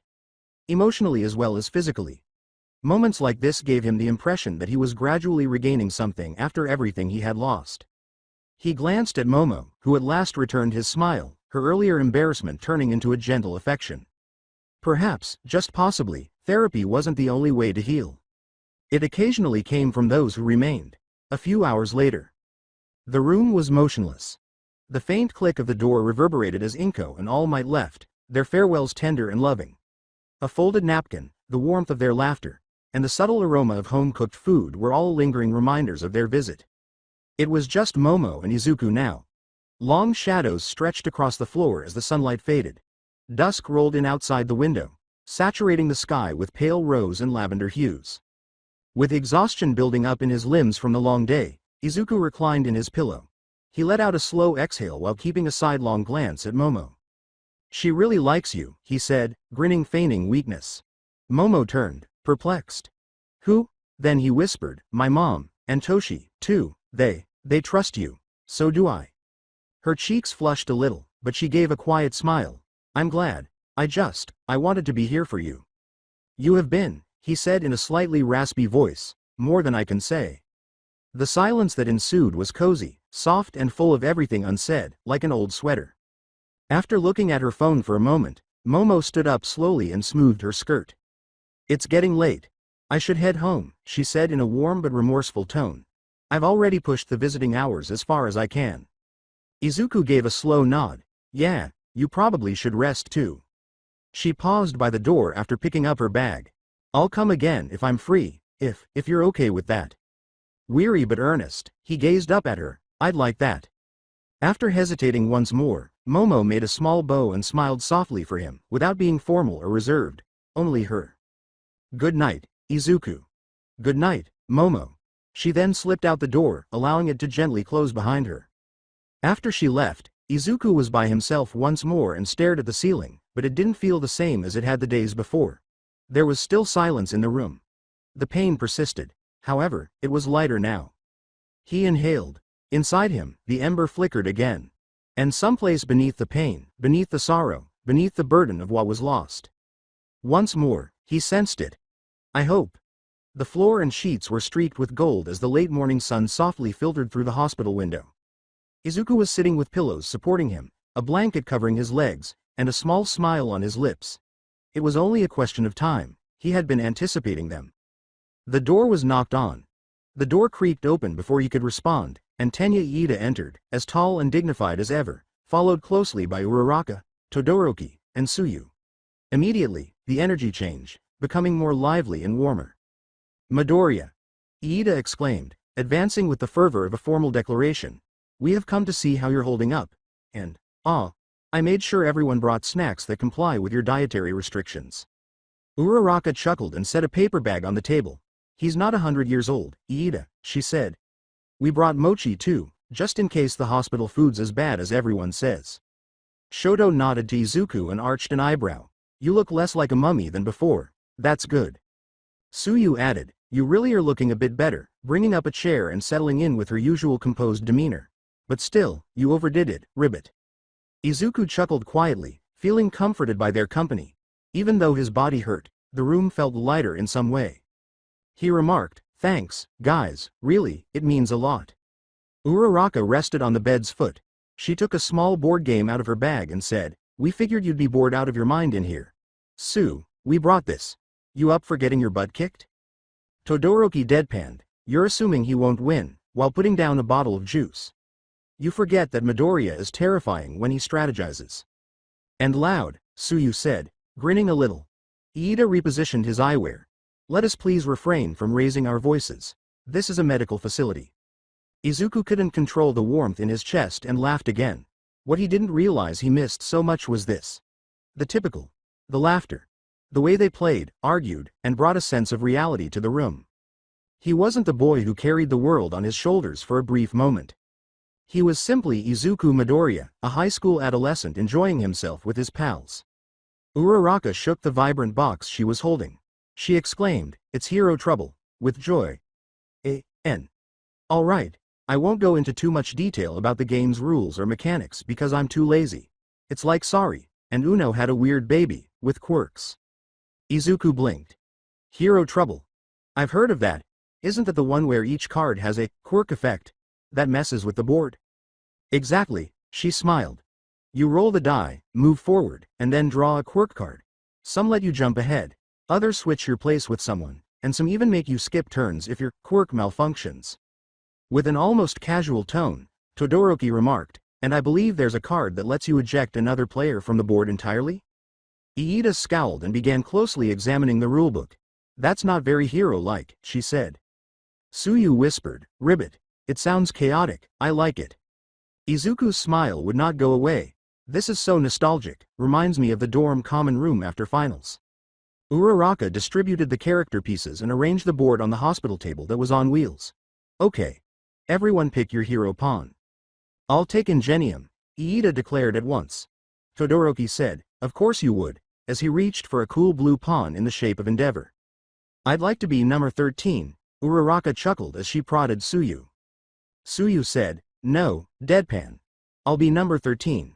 They all laughed, and Izuku, with a broken smile, picked up the small, silly-looking All Might figure after he hesitated for a beat. Can't say no to this one. They engaged in play. Laughter, moans, dramatic gasps, and heated arguments about whether Suyu could use a quirk counter card to reverse Uraraka's eject card on Iida filled the hospital room. Stone-faced the entire time, Todoroki once used the flame propulsion card to glide all the way from last to second place. He remarked, this game is nonsense, Uraraka said, mockingly proud, you're just mad that you slipped on the banana peel card. I tripped with dignity. Time flew by, filled with Iida's booming cries of justice, playful sabotage, and dice rolls. Izuku laughed until his stomach ached. Still sore, his muscles ached in a way that was almost pleasant. It was therapeutic. Something more profound than the body alone. Okay, Uraraka finally said as she looked at the time. One last round before the nurses chase us out. Their eyes shone like children's as they nodded. Izuku's heart felt lighter than it had in days as they rearranged the pawns and reshuffled the cards. Uraraka's incredible comeback victory brought the game to a close, and as the others moaned in shock, he bowed dramatically. Even though she lost to a last-minute, black hole lock card, Iida was laughing. The room slowly became quiet as the last of the cards were collected and the small pawns were put back in the box. The quiet hospital room was filled with gentle shadows as the sun's golden rays filtered through the blinds. Suyu let out a little sigh and raised her arms above her head. That was fun, she remarked softly. Yeah, Izuku muttered, his eyes thoughtful and far away. I needed that. Uraraka looked over at him. It's not just about fun, you know. We came because we missed you. Todoroki nodded from his window seat. We all felt something missing, and it wasn't just about the team being incomplete. Iida added, it was about you, Midoriya, while he adjusted his glasses. We've been worried. But seeing you laugh tonight, it reminds us that you're still you. Izuku's eyes lowered to his still bandaged, still weak hands. He slowly flexed his fingers. In his own words, I I didn't know how to face you all, after everything, after how reckless I've been. I thought I was supposed to be stronger than this. I thought if I lost even a part of what made me a hero, I wouldn't be enough. Uraraka moved slightly toward the bed. You were never just a power, Deku, she said quietly. You were always you. The one who jumped in when no one else would. Power or no power, you've got the heart of a hero. Suyu continued, you inspire people because of who you are, not what you can do. Todoroki then spoke in a low voice. It's okay to fall apart sometimes. We all do. But you're not alone, Midoriya. Izuku's throat constricted, and he blinked rapidly to contain the tears. Thank you, really. A pause occurred. The door was then knocked on. A nurse grinned as she peered in. Visiting hours are over. The group let out a friendly groan. Iida, ever the rule follower, said, okay, we'll go. Uraraka reached out and gently squeezed Izuku's hand as they stood and packed up. She winked and said, we'll be back soon, and next time, I'm bringing snacks. Suyu continued, Ribbit. I'll bring wasabi crackers. Please don't, laughed Izuku. They bid each other farewell one by one. Todoroki nodded quietly. Iida put a firm hand on his shoulder. And the room fell silent again as they departed. Still feeling warm in his chest, Izuku reclined against the pillows. After the uproar of laughter and encouragement, he discovered something priceless in that silence. Not strength, not healing, but tranquility. And that might be just what he needed most, he thought. Izuku rested his head on the pillow as the door clicked behind his friends, the quiet now tinged with quiet contentment rather than loneliness. There were still remnants of their warmth, laughter, and burdens being lifted in the room. He felt, for the first time in a long time, steady. Moments like these were the key to healing, not just the therapy or the bandages. An understanding that he was still cared for and seen. With a faint smile on his lips, he closed his eyes and fell asleep, his spirit stoked and his heart full. There was silence in the realm. There was only that familiar emptiness that glistened with a subtle, ethereal haze. There was no wind, no sky, and no floor dimension. Izuku opened his eyes and found himself in a weightless silence. He instantly recognized this location, but something felt off. There were no figures in the fog. No imposing outlines of former bearers guarded the area. The once vibrant space where advice was given and voices resounded now felt deserted, bare. Still, there was a faint pulse in the distance. Izuku pivoted. A flicker. A faint, waning glow lingered a few meters away. It was golden, delicate, and alive, floating like a candle flame caught in an invisible wind. He stepped forward, and even though there was no real ground in the realm, he felt himself getting closer with every breath. Warmth enveloped him as he approached. The sensation of his mother's hands stroking his hair as a child or All Might's voice comforting him after a difficult battle are examples of comfort rather than heat. It felt like them, that glow.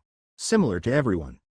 You're still here, he said in silence. As if in response, the ember pulsed once. He was reminded of All Might's words from a few days prior. If it's truly a spark, then all it needs is care. Attention. Feed it, and it will grow. Even fire starts small. Izuku knelt before the ember and observed its soft dancing. He made no attempt to grab it. Didn't make an effort to hold it or make it grow. He just sat, breathing and observing. He said, I thought you were gone, in a shaky voice. But I was wrong, wasn't I? Quiet. The spark then briefly flared, a burst of gentle golden light that swept over him, comforting and reassuring. A beating heart.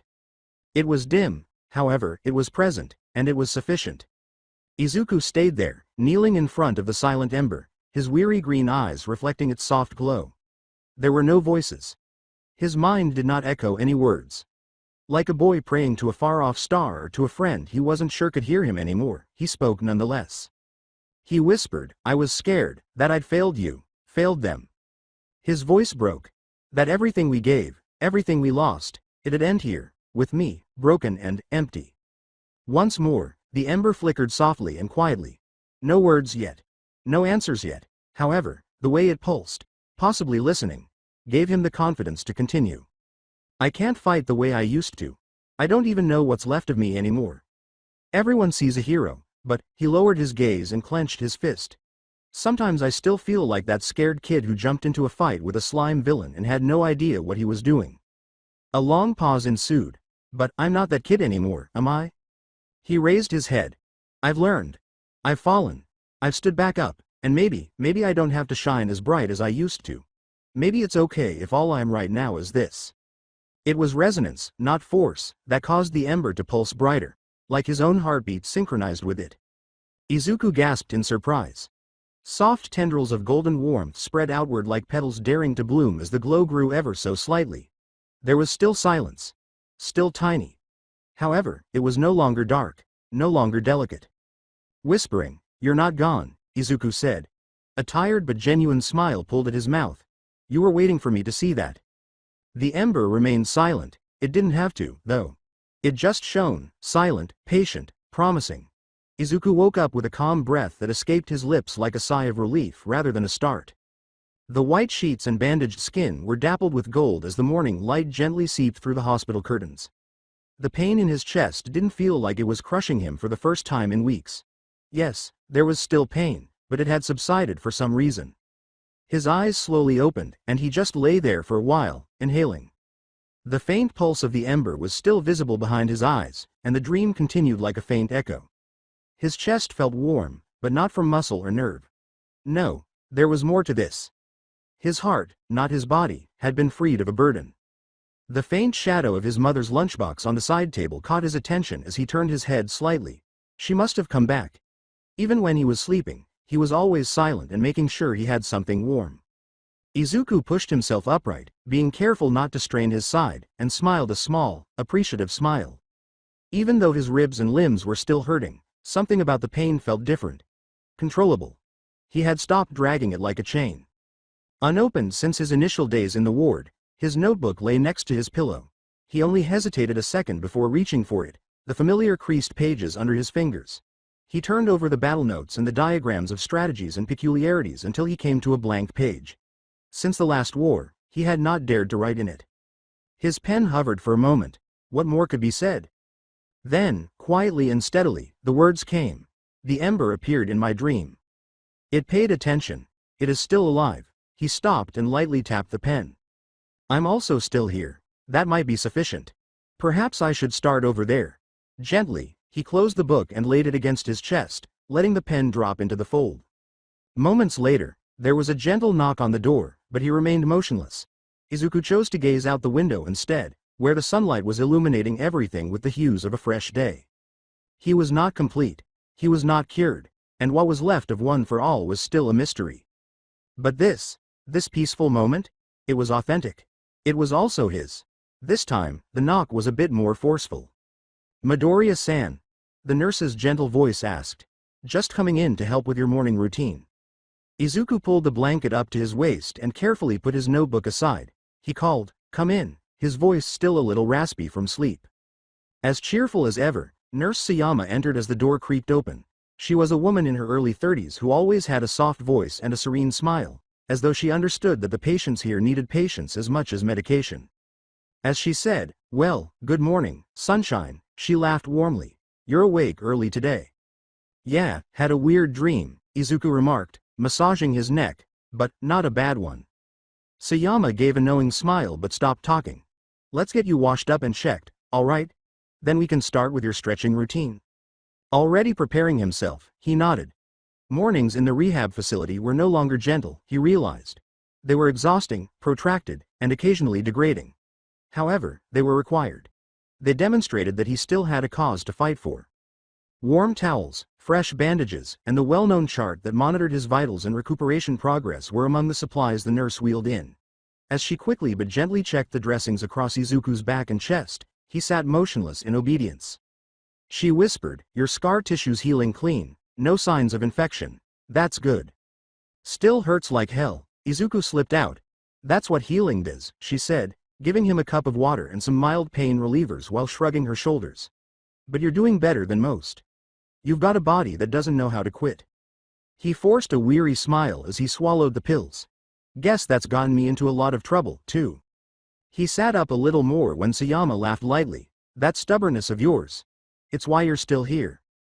As she unrolled the strap bands for his physical therapy stretches, the thought lingered in his mind without a response. The goal of the sessions was to help him regain range of motion, particularly in his injured torso and shoulder.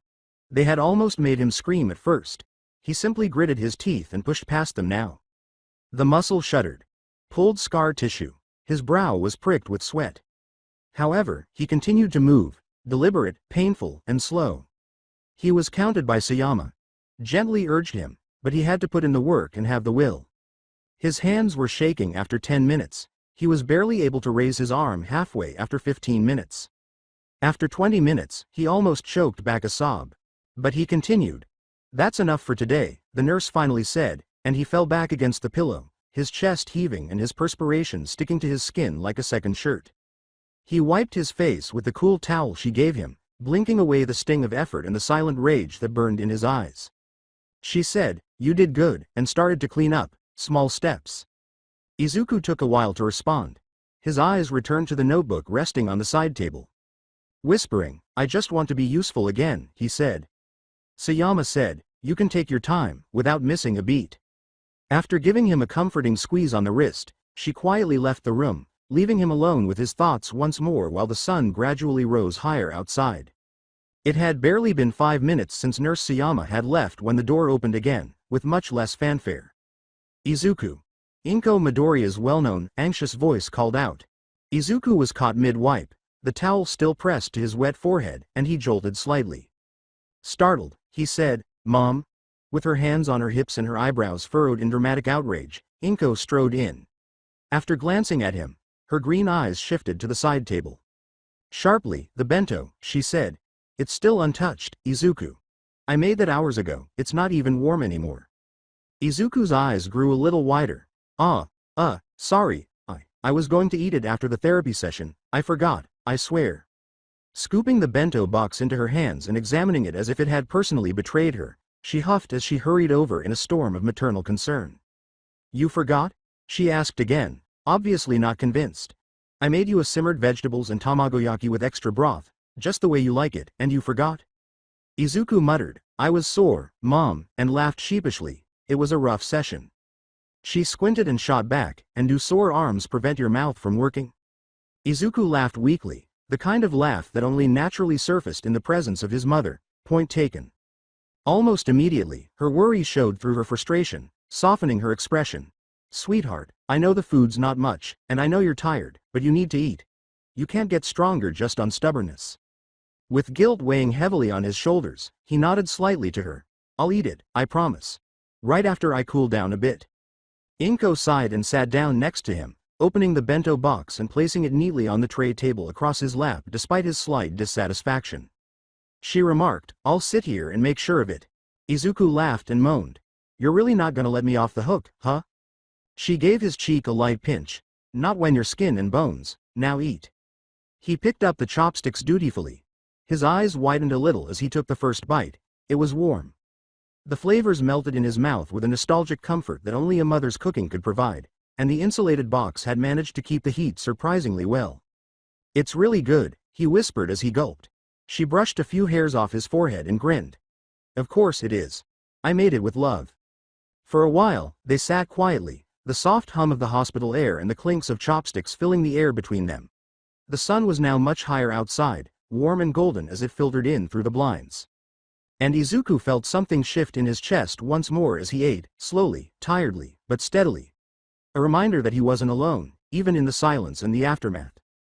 The room felt lighter by the end of the meal, both in terms of the atmosphere and the people's hearts. Leaning back against the pillows, Izuku swallowed his last bite and let out a soft sigh.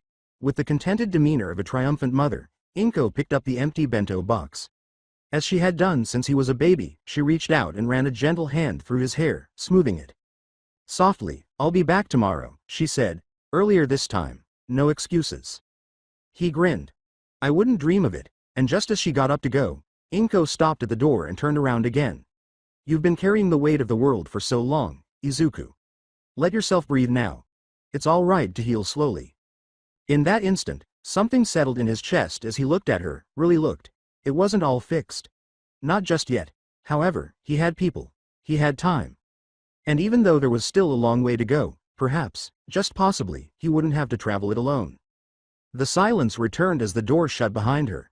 It was no longer empty, though, simply calm. 2 months. 2 months had passed since the peculiar, heavy spring had given way to summer, a summer that was unlike any other they had ever experienced. The UA remained standing, but a lot had changed. Not inside its walls, but inside each one as well. Momo was awake before dawn again, in the silent corridors of the makeshift boarding wing of her family's estate, as usual. Pen in hand, her journal open, yesterday's thoughts half formed in ink, she sat at her room's wide window. Over the well-kept gardens, morning light slowly appeared. Beyond her window, a breeze rustled the plum trees, whispering the kind of silence that only occurred during these infrequent intervals. Between the past and the future, Izuku has been out of the hospital for 2 months. 2 months of steady change and silent growth. When she could, she had come. Always with a watchful heart, occasionally with a book in hand, occasionally with quiet companionship, and occasionally, when it was just the two of them, with extended periods of unfilled silence. She never said it out loud, but every time she left that hospital room, she did her best not to turn around too much. She grabbed her already cooled tea and took a contemplative sip. Even after 2 months, she continued to recall the way he had gripped his ribs while obstinately attempting to stand on his own. The silent glimmer of agony in his eyes when he believed no one was looking. The flame that persisted within him despite his own doubts about its continued existence. Nevertheless, she felt something warm when he smiled, even if it was only slightly, like sun on skin after rain, but not in the blazing way of adrenaline. She blinked, suddenly realizing that her pen had been standing there, motionless, for minutes. She was brought back to the present by a knock at the door. A soft voice said, "Lady Yayorozu, from the housekeeper. You have a visitor." Momo scowled a little. "At this hour?" "Yes. A delivery from UA, a packet addressed directly to you. School matters, it seems." Momo sprang to her feet, brushed aside her skirt, and crossed to the door. Her mind shifted back to the future as she walked down the stairs. Soon, classes would resume. Classes would start up again. Perhaps, just perhaps, the world would feel normal and uniforms would be worn once more. However, one idea thumped at the back of her mind as she grabbed the envelope from the school. Would things ever be the same for any of them again? The official, cream-colored envelope was meticulously sealed with the blue wax-stamped UA insignia. Perhaps a personal touch. Formality had always been a source of pride for Principal Nezu. Momo took a small blade from her desk and opened it, using delicate fingers to unfold the documents inside. First, a letter arrived with the following words. To the students of Class 2A, she looked over the contents. Timetables. Curriculum revisions. Notifications of new facilities and staff changes. Rules for mental and physical assessments. The list of returning faculty did not include many familiar names, and she hesitated a moment at one in particular. Midnight. The school still didn't know how to mend the open wound caused by the silence surrounding that name. However, the message's tone was what caught my attention the most. It was firm and comforting, but it was also tinged with a cautious optimism. As if the school itself was uncertain about what the upcoming semester held. She put the letter down and turned to the smaller, more intimate envelope that was inside, with her name written across the front in a beautiful script. The sight of the signature, Toshinori Yagi, caused her lips to slightly part. With a start and a quick heartbeat, she unfolded the brief note. Yayorozu, I hope you are well and reading this letter. You have always exuded strength and grace, and I hope that hasn't changed. I wanted to personally thank you as we get ready for the next chapter, not just as a teacher but also as someone who genuinely cares about one of my successors. Your generosity to Izuku has not gone unappreciated. Momo, continue to be that silent rock. More than ever, we all need those. With admiration, Toshinori Momo remained motionless for a long time as she gazed at the words. Unsure of what to do with the warmth that blossomed in her chest, she carefully folded the letter and held it in her lap. He described it as a silent pillar. She wasn't certain that she was strong enough to merit such remarks, but maybe if she continued to move forward, she would come to accept them. The garden wind chimes sang softly outside. After putting the letter in her desk drawer and briefly placing her hand over it, she turned back to the open packet. One last sheet, a handwritten note from Recovery Girl, was among the others. All students are kindly reminded to stick to their recommended rehabilitation schedules. Not every scar healed in a timely manner. Not all hearts, not all minds, not all bones. She kept looking at the word, hearts. She grabbed her journal once more, turned to a new page, and wrote. We are being given a beginning, not a return. And below that. I wonder how he's feeling today. By the time Momo went outside, the sun had risen to its mid-morning position. She was wearing a flowing navy skirt and a pale blouse, and her hair was pulled back into its typical high ponytail. Her list and the folded school documents were in a woven shoulder bag that hung from her side. Toshinori's letter was still at home, safely hidden in her drawer, as though carrying it would make her feel too conspicuous. It was early summer and the air was warm and fragrant. As she headed toward the central shopping district, a busy but familiar street with shops, cafes, and vendors with awnings flapping in the light breeze, she heard faint buzzing of cicadas in the distance. School materials. She told herself she was going for that reason. A few new notebooks, new pens, and textbooks that are updated to reflect the new curriculum. Before every new term, she would often carry out this ritual with silent diligence. This year, though, she walked with an odd flutter in her chest, as if something were out of place or unspoken. She couldn't tell if it was the letter, the idea of going back to UA, or just the fact that he would be back. The street appeared, a riot of summer hues. The chalkboard sign for the bookstore on the corner was up. Welcome back, students. Discounts on all academic sets. As she went by, a few civilians gave her a curious, but not hostile, glance. After all, she was recognizable. Not only was he an excellent student, but he was also one of the people who had contributed to the city's defense. Nevertheless, she moved calmly and smiled courteously. She wandered through the aisles of the bookstore, her hand moving gently along the book spines until she came to the shelf marked, Advanced Heroics Tactical Strategy. The cover of the new edition read, Updated after the final war. Her fingers froze for a moment. She grabbed a copy and placed it in her basket with her other belongings. She was taken aback by a tiny display of coloring books and sketchpads that were obviously intended for young readers as she turned the next aisle. A flash of memory. The final time she saw Koda and Eri. Like an older brother who knew just how to make Eri feel safe, Izuku had been holding her hand, soft-spoken and gentle. She was more affected by that brief incident than she should have been. She reflected that he always had more space in his heart for other people, while his own is shattering. She walked over to the counter, avoiding the display. The older, round-glassed clerk gave her a knowing smile as she was leaving.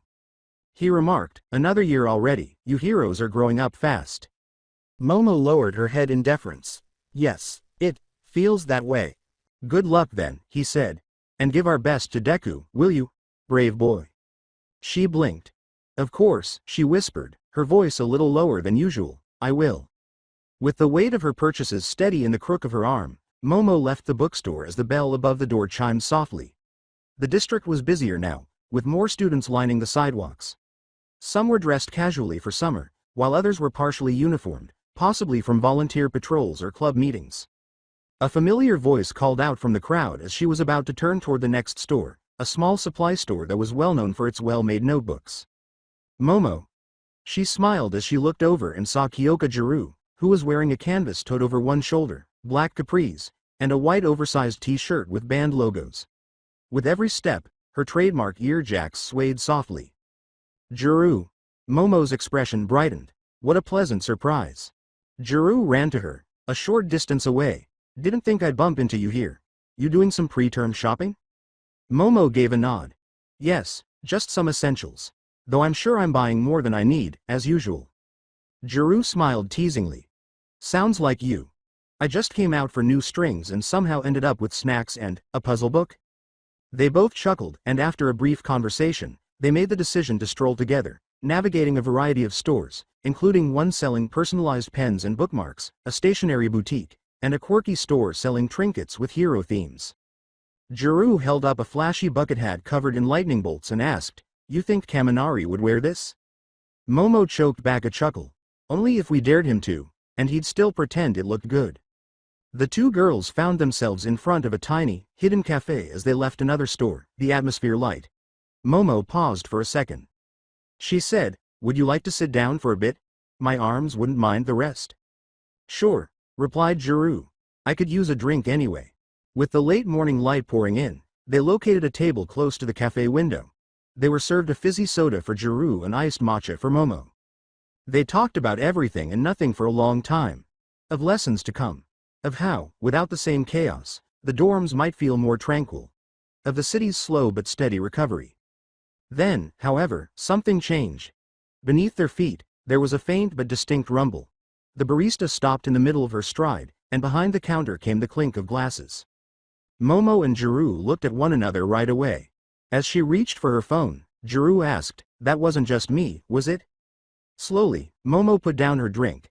Something about that tremor didn't feel like a straightforward construction aftershock. and her intuition had become more acute over the years. People were starting to look around outside. Then there was a distant sound, faint but clear. A shout. Momo's attention was diverted to the street outside the cafe's windows by the scream. Fear was causing people to retreat.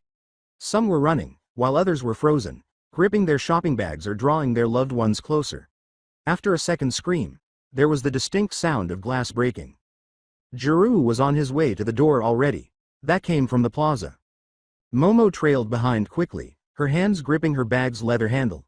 The voices were loud, hostile, and authoritative, and she could already hear them. When they went outside, the mayhem became completely apparent. A group of at least 8, if not more, masked people had gathered in front of a luxury jewelry store and a mid-sized bank a few blocks down the street. 2 were equipped with what looked like industrial technology. Plasma cutters, large, heavy machinery that could easily cut through barriers. The front of the broken storefronts was obscured by smoke and sparks. One of the robbers held up a crude megaphone device, his voice booming artificially, scattering crowds in all directions.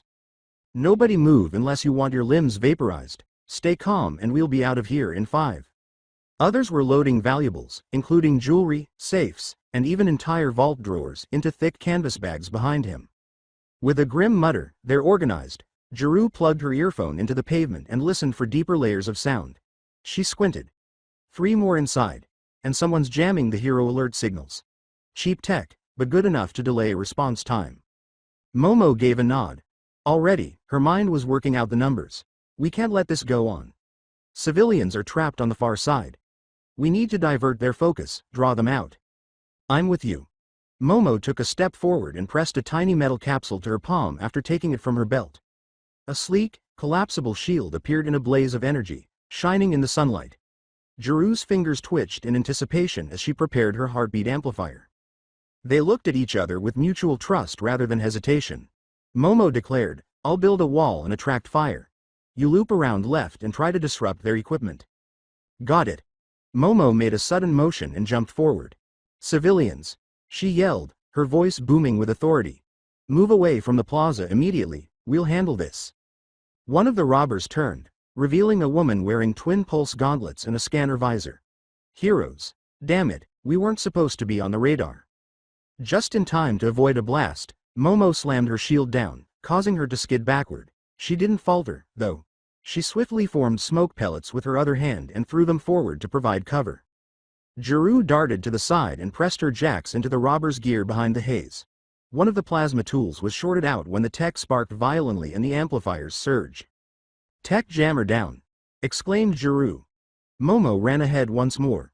Her focus was unwavering, and her voice was firm but calm. "You will not escape. Surrender now." However, the team wasn't about to give up. One of the masked individuals yelled, "Plan B," as he took a gadget out of his coat and squeezed the trigger. They had an underground escape route, and all of a sudden there was a whirring grind beneath the street. Momo's gaze expanded. "They're tunneling. Not if we stop them first," Juru snarled as he moved to stand next to her. With their sophisticated strategy and unadulterated sound force, the 2 girls moved in unison, ready to hold the line until help arrived. However, this was not going to be simple. Now the plaza was a battleground. Sparks were flying. The air was thick with smoke. The robbers moved in unison, covering one another and sending signals. Not all of them were opportunists. They had been drilled by someone. A blast of fiery red energy blasted over Momo's head, scorching the stone wall behind her as she ducked behind an overturned kiosk. Gritting her teeth, she reshaped her shield into a wider barricade that would be sufficient to keep a family safe who were still huddled close to the alleyway. Her command was to go. Move now, while pointing to the civilians. Stay low and follow the wall. Behind her, the sound jammers were broken by the high-pitched scream of feedback, which was Juru's heartbeat distortion. She hit hard and quickly, sending shockwaves under the robber's feet as her earjacks pierced the pavement. One stumbled and fell, while another's tech pack burst into a shower of wires and shattered metal. The leader, however, the one with the low, calm voice and the megaphone mask, did not flinch. He raised his arm and sneered, "You think kids can stop us?" Focused kinetic rings glowed in his gauntlet. "This is bigger than you." He gestured toward Momo. She rolled, slamming her new shield down to absorb the force of the shot that exploded forward like compressed thunder. The marble beneath the foot cracked from the force. These were not your typical thugs. Oddities seen thus far. The Torque. A man with short-range burst speed, using short teleport-like dashes. Blast Gauntlets. Woman, uses stored quirk energy to fire energy pulses from her arms. Off-screen, but manipulating or repurposing the terrain. Possibly subterranean manipulation. Echo Leader. Megaphone Mask. Seems to have a kinetic redirection quirk or sonic vibration that is channeled through technology. Smokescreener. Produces thick, acrid smoke that obstructs vision and dulls senses. Likely the one Giroux disabled, with a quirk that messes with frequencies and communications. Carrying tech, possibly quirkless but skilled in bombs or logistics. Giroux. Momo yelled, "They're retreating underground. We have to block the tunnel." Giroux responded, "I'm already on it," as her jacks began to pulse into the grate close to the bank's entrance. Her peculiarity caused the metal to vibrate until the ground cracked, making the robber's escape route unstable. However, the leader appeared unconcerned. Rather, he held up a hand, and a second gadget dropped from his sleeve. A cube-shaped, black capsule that was glowing. No, Momo realized after it was too much. He's setting off a controlled collapse. A concussive pulse, not fiery, but sheer force, detonated the cube. The surrounding buildings groaned under the strain as the ground rumbled. As the force struck her, Momo swung around, creating another shield as debris rained down from above, and she coiled around a child who had stumbled behind her. Through the tremor, Giroux's yell was muffled. The robbers had vanished by the time the dust settled. A portion of the plaza had collapsed along with the tunnel. In the distance, sirens could be heard faintly. Finally, pro-heroes were coming. However, Momo's eyes narrowed at the devastation as she stood up, bruised but straight. They found themselves in a corner. Despite their best efforts, the robbers had adjusted as the smoke started to clear. The escape tunnel was now rigged with explosives, and at least two of the villains had peculiarities that neither Giroux nor she had foreseen. The jamming technology was just a small part of their arsenal. False doubles were produced by one twisted light. Mid-air, another bent metal redirected Momo's shield as if it were weightless. Her entire body hurt. With each shield, staff, and pellet she forged, her quirk was fading, and cuts from deflected shrapnel adorned her arms. Giroux was breathing heavily next to her, one of her ear jacks sparking a little from too much use. While hiding behind a car chassis, Momo muttered, "We won't last long like this." "Just stall them," exclaimed Giroux. "Help has to be on the way." The leader's voice then resurfaced, triumphant and frigid, resonating through his modulated megaphone mask. "I admire your bravery, girls. Truly. But this isn't your fight. Stand down, or we start making examples." Once more, civilians screamed. A young boy stumbled close to the edge of the plaza, too scared to flee, and his mother reached for him while one of the robbers aimed. The wind then changed. No, the very air broke. Like a bolt from the sky, a green blur ripped across the plaza. In an instant, someone, sprang between the child and the assailant, and a trail of trailing lightning followed. Crack. Launched backward, the thug struck a wall so hard that the brickwork collapsed. The weapon broke in his grasp. The world appeared to pause. When the smoke cleared, a figure with a slightly torn green jumpsuit, one bandaged arm, and the faint glow of power still sparking around his boots stood tall between the robbers and the civilians. Speed had tousled his curls, but his eyes. Concentration blazed in those dazzling emerald eyes. "That's far enough." Despite his hoarseness, his authoritative and composed voice reverberated throughout the battlefield. Izuku Midoriya was the one. The hero who does it all. Momo whispered, "Deku," as an odd constriction gripped her chest. Giroux's mouth fell open. No way, he's still recovering. The criminals were not spared another warning by Izuku. A gust of wind flared as the shockwave from his impact knocked two more attackers off their feet. He ran again, slamming his foot into the ground in midair to launch upward. Panicked, the leader turned. "Retreat. Retreat now. That's Deku. He's not supposed to be active yet." Deku, however, had already touched down in front of him. "You tried to hurt civilians," Izuku said softly. "You made her cry." He gestured to the crying child behind him, who was now held in his mother's arms. "You don't get to walk away." Desperate, the leader threw a pulse weapon at him, but Deku's arm ignited, and the beam harmlessly scattered to the side in a burst of green lightning. Momo stood up in disbelief and felt tears well up in her eyes, not out of fear but out of pure relief. It was only now that she realized how heavy her heart had been. The tide had shifted. Her hands shook, but not out of fear but rather surprise. Izuku, Deku, was present. Even with the sling on his left shoulder and the obvious fatigue lining his face, he stood resolutely, carrying the weight of a city on his shoulders with calm, steady strength. He wasn't fully capable, she was aware of it, he was still Deku, though. She also had no intention of leaving him to fight by himself. She called out, "Jiru," as she fashioned two blunt force cannons out of her forearms. With no hesitation, the rocker hero nodded. "Let's end this." They ran into the fray together. With a loud roar, Jiru charged forward, disorienting two robbers on either side of Izuku with her jacks, which she used like whips. The others attempting to reassemble were cut off by Momo's cannons, which fired compressed smoke pellets and capture net rounds in quick succession. Izuku grinned, not surprised, but proud, as he watched them with fleeting glances in between movements. After saying, "You two never disappoint," he turned to slam his heel into the floor. Another armed thug sprawled backwards as the impact split the ground beneath them. "Split up. We can't fight him head-on," yelled the leader. However, their scheme failed. The backup showed up. A teenage live streamer who had fled at the first sound of explosions peered out from behind the broken glass of a nearby cafe, his phone shaking in his hands. It was something he hadn't anticipated capturing, but there it was. "It's Deku, Midoriya.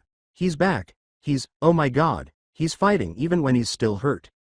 In real time, the view count of the stream surged into the tens of thousands as his voice broke with emotion. He's not alone.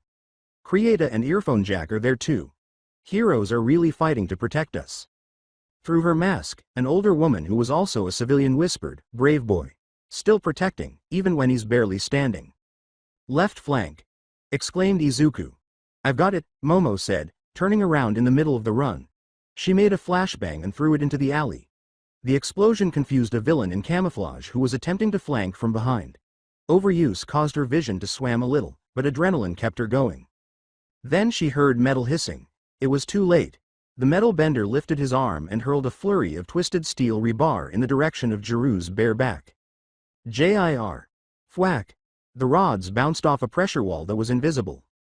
Izuku had moved once more. His body was a blur of movement, and he had used focused air shots to block the attack in a single breath, shifting the pressure outward like a shield. With a worried tone, he asked her, "Are you okay?" Stunned, Jiru blinked, then grinned. "Could have handled it, but thanks." Even without exchanging words, the three of them moved in unison, filling each other in like waves. Defending, striking, assisting. The criminals were overpowered one by one, either knocked down by the capture equipment, rendered unconscious by the force of the impact, or simply gave up when they saw the one-for-all hero standing unflinching among them. At last, police sirens sounded, and a recognizable red blur appeared in the sky, with Endeavor, Hawks, and Ryukyu descending from above. However, their Deku, had arrived first. Jiru stood next to Momo as they both caught their breath as paramedics swept through the plaza, tending to the injured and re-establishing order. The paramedic insisted on taking Izuku's vital signs while he sat on the curb close by. "He really did that," Jiru whispered, leaning toward Momo. Momo gave a nod. "Yeah." Then, after a moment, she whispered. "Even with only part of his power, he still made us feel like everything would be okay." With a half-drained water bottle in his hand and a blanket wrapped around his shoulders, Izuku sat peacefully on a stone ledge close to the fountain. He was being reprimanded by a paramedic who had just completed taking his vitals for the third time, using the same frustrated tone recovery girl used to use. "You shouldn't be moving like that, let alone fighting. Your recovery chart specifically warns against sudden muscle strain on the left side." I know, Izuku said, putting up a sheepish hand in response. I couldn't stand by." Something else caught the medics, no, everyone's, attention before he could go on another tirade. Cheers. First soft, then dispersed, then rising. The same civilians who had hid behind overturned market stalls and huddled behind damaged cars out of fear were now approaching. Some carried children, while others held phones. In front of him, a woman with a bloody coat bowed deeply. A tearful teenager held out a pen and a battered All Might trading card. "Please, could you sign this, Deku?" Startled, Izuku blinked. Then he accepted the card with a soft, modest smile. Yes, of course. There were more. Kids embraced his leg. He was served a drink by a middle-aged vendor. Others, unable to express their feelings fully, merely muttered their gratitude. The reporters then arrived. As two local news organizations entered the room with boom microphones and camera crews, the crowd began to thin out. A tall woman in a green pantsuit, the reporter at the front, squatted down to put her microphone level with his. "Midoriya Izuku. Or should we say Deku, the one for all hero. Do you have a moment?" He paused. Momo, who was now standing behind him, nodded subtly. She would remain with him. Juru as well.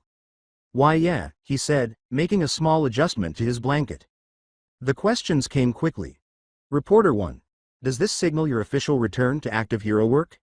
Reporter 2. You've been missing from the public eye since the end of the war. Was today a planned patrol? Or was this a coincidence? Reporter 1. There were rumors, after the final battle, that your quirk had vanished. Yet today we saw you use it again. Can we take this as proof that One for All still resides in you? How far along are you in your recovery, and do you plan to attend UA's upcoming academic term? Asked reporter number 3, from behind. Reporter 2. Public morale has been shaky since the war, but seeing you again, standing, fighting, what message do you want to give to the people? Izuku appeared momentarily overwhelmed. It was the weight of everything they were asking, not fear. The anticipations. The hopes. The anxieties concealed within their enthusiasm. After lowering the water bottle, he stood up cautiously and slowly. Even though his injured arm was still trembling slightly in its sling, he spoke in a firm voice. Today wasn't supposed to be anything more than a quick errand. I didn't go looking for trouble, but trouble found people who didn't deserve it. He stopped and looked around. And if I can move, even just a little, then I will, because that's what heroes do. There were murmurs of agreement. As for my quirk, One for All it's different now, he said. I'm not as strong as I once was. But I haven't given up, and I won't. If I can still stand, then I'll still fight. Even if it's not like before. The reporters bent closer. Izuku, however, smiled lopsidedly and warmly. I'm still recovering, and no, this isn't my full return just yet, but it is a reminder that I'm not done. He looked back at Juru and Momo, that none of us are. News would spread quickly. Videos would go viral.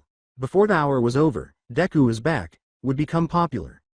As Momo observed the crowd surrounding Izuku grow in awe and admiration, one thing stood out above all the commotion and accolades. He hadn't come back for attention, he had come back with nothing to prove. He had come back for no other reason than that someone needed assistance. And then she became aware of, that spark within him. Had stayed. 2 months earlier the rehabilitation wing was always silent. The soft creak of parallel bars, the dull thud of bandaged feet meeting cushioned mats, or the sporadic beep of heart rate monitors were the only sounds to break the eerie silence that seemed to reverberate against the linoleum floors. In front of a mirror stood Izuku Midoriya. Even the most basic forms caused his frame, which was once accustomed to carrying the explosive energy of One for All at full tilt, to tremble. He was a little stooped, and his breathing was labored. His fingers clenched around the steel support bar before him, and sweat trickled down his neck. There were still days when the scar across his side hurt. Rotation caused pain in his right arm, which was supported by a brace. More than anything, though, he was haunted by the silence inside of him. In his dreams, there used to be a symphony of voices, Nana's determination, Toshinori's warmth, and Daigoro's taunting, but now there was nothing but silence. Just that ember. That flickering, dim spark. I guess, you're still there, Izuku muttered, staring at his left hand's reflection.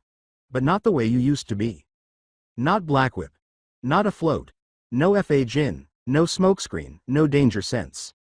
The inherited and refined quirks seemed as far away as the stars outside the hospital windows.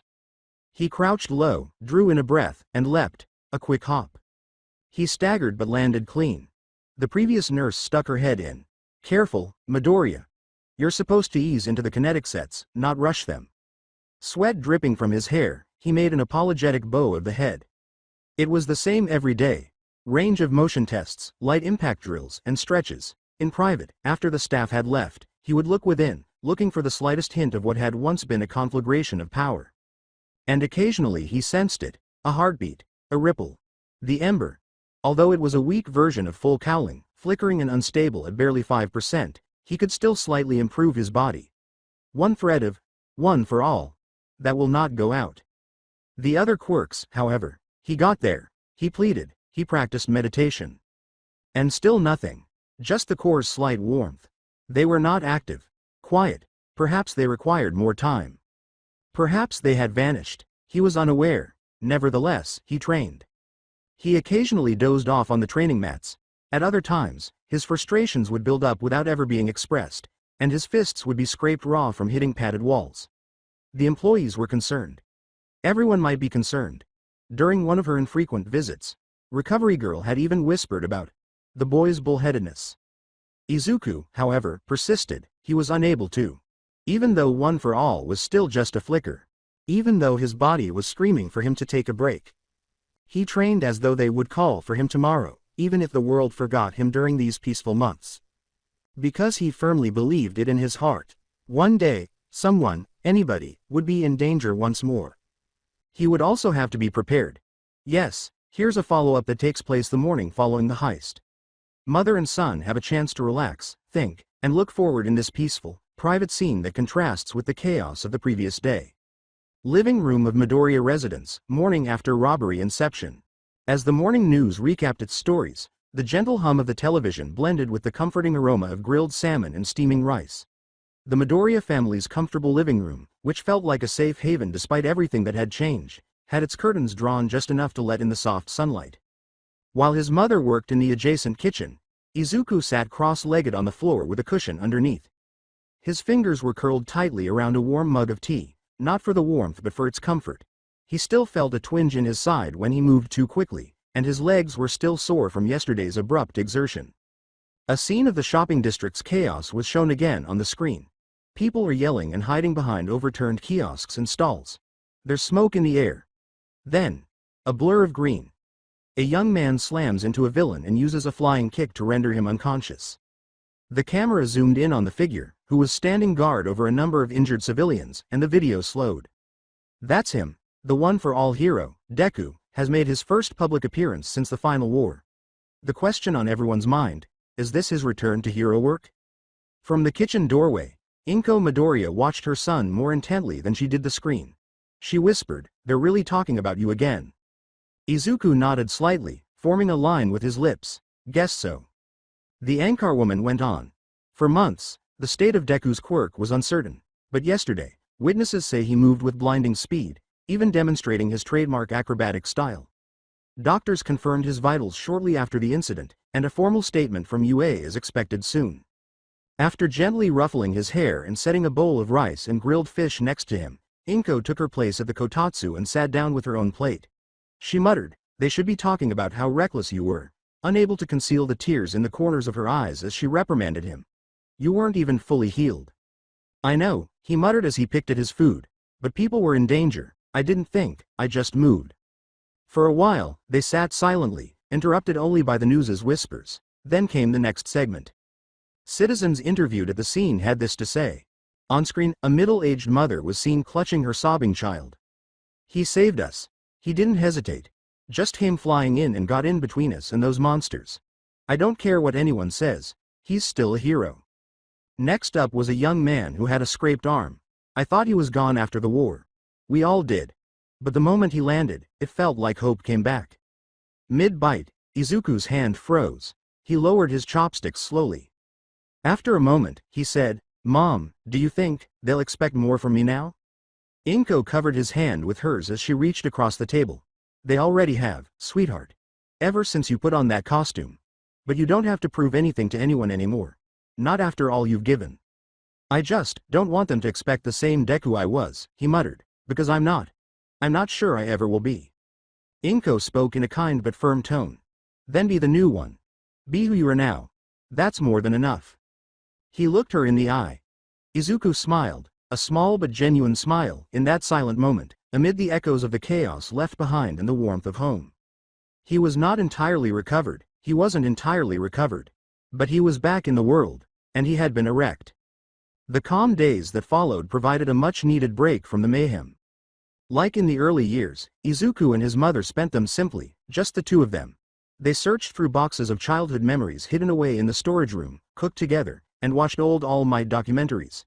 As they discovered old notebooks full of Izuku's crayon drawings of heroes, including rudimentary representations of All Might, Ingenium, and a particular curly-haired green stick figure grinning broadly, laughter reverberated down the hallway.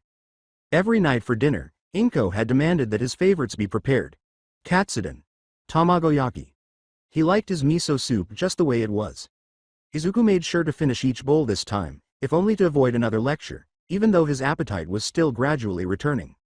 Even though the days had been quiet, the world would eventually start to disturb them once more. It took place on a calm afternoon. In the kitchen, Izuku was drying plates while his mother planned the next meal by browsing through a recipe on her phone. Their routine was broken by the soft chime of the doorbell and then a steady, formal-sounding knock. Perplexed, Inko blinked. "Are we expecting someone?" Izuku gave a headshake. Both of their faces tensed as the door opened.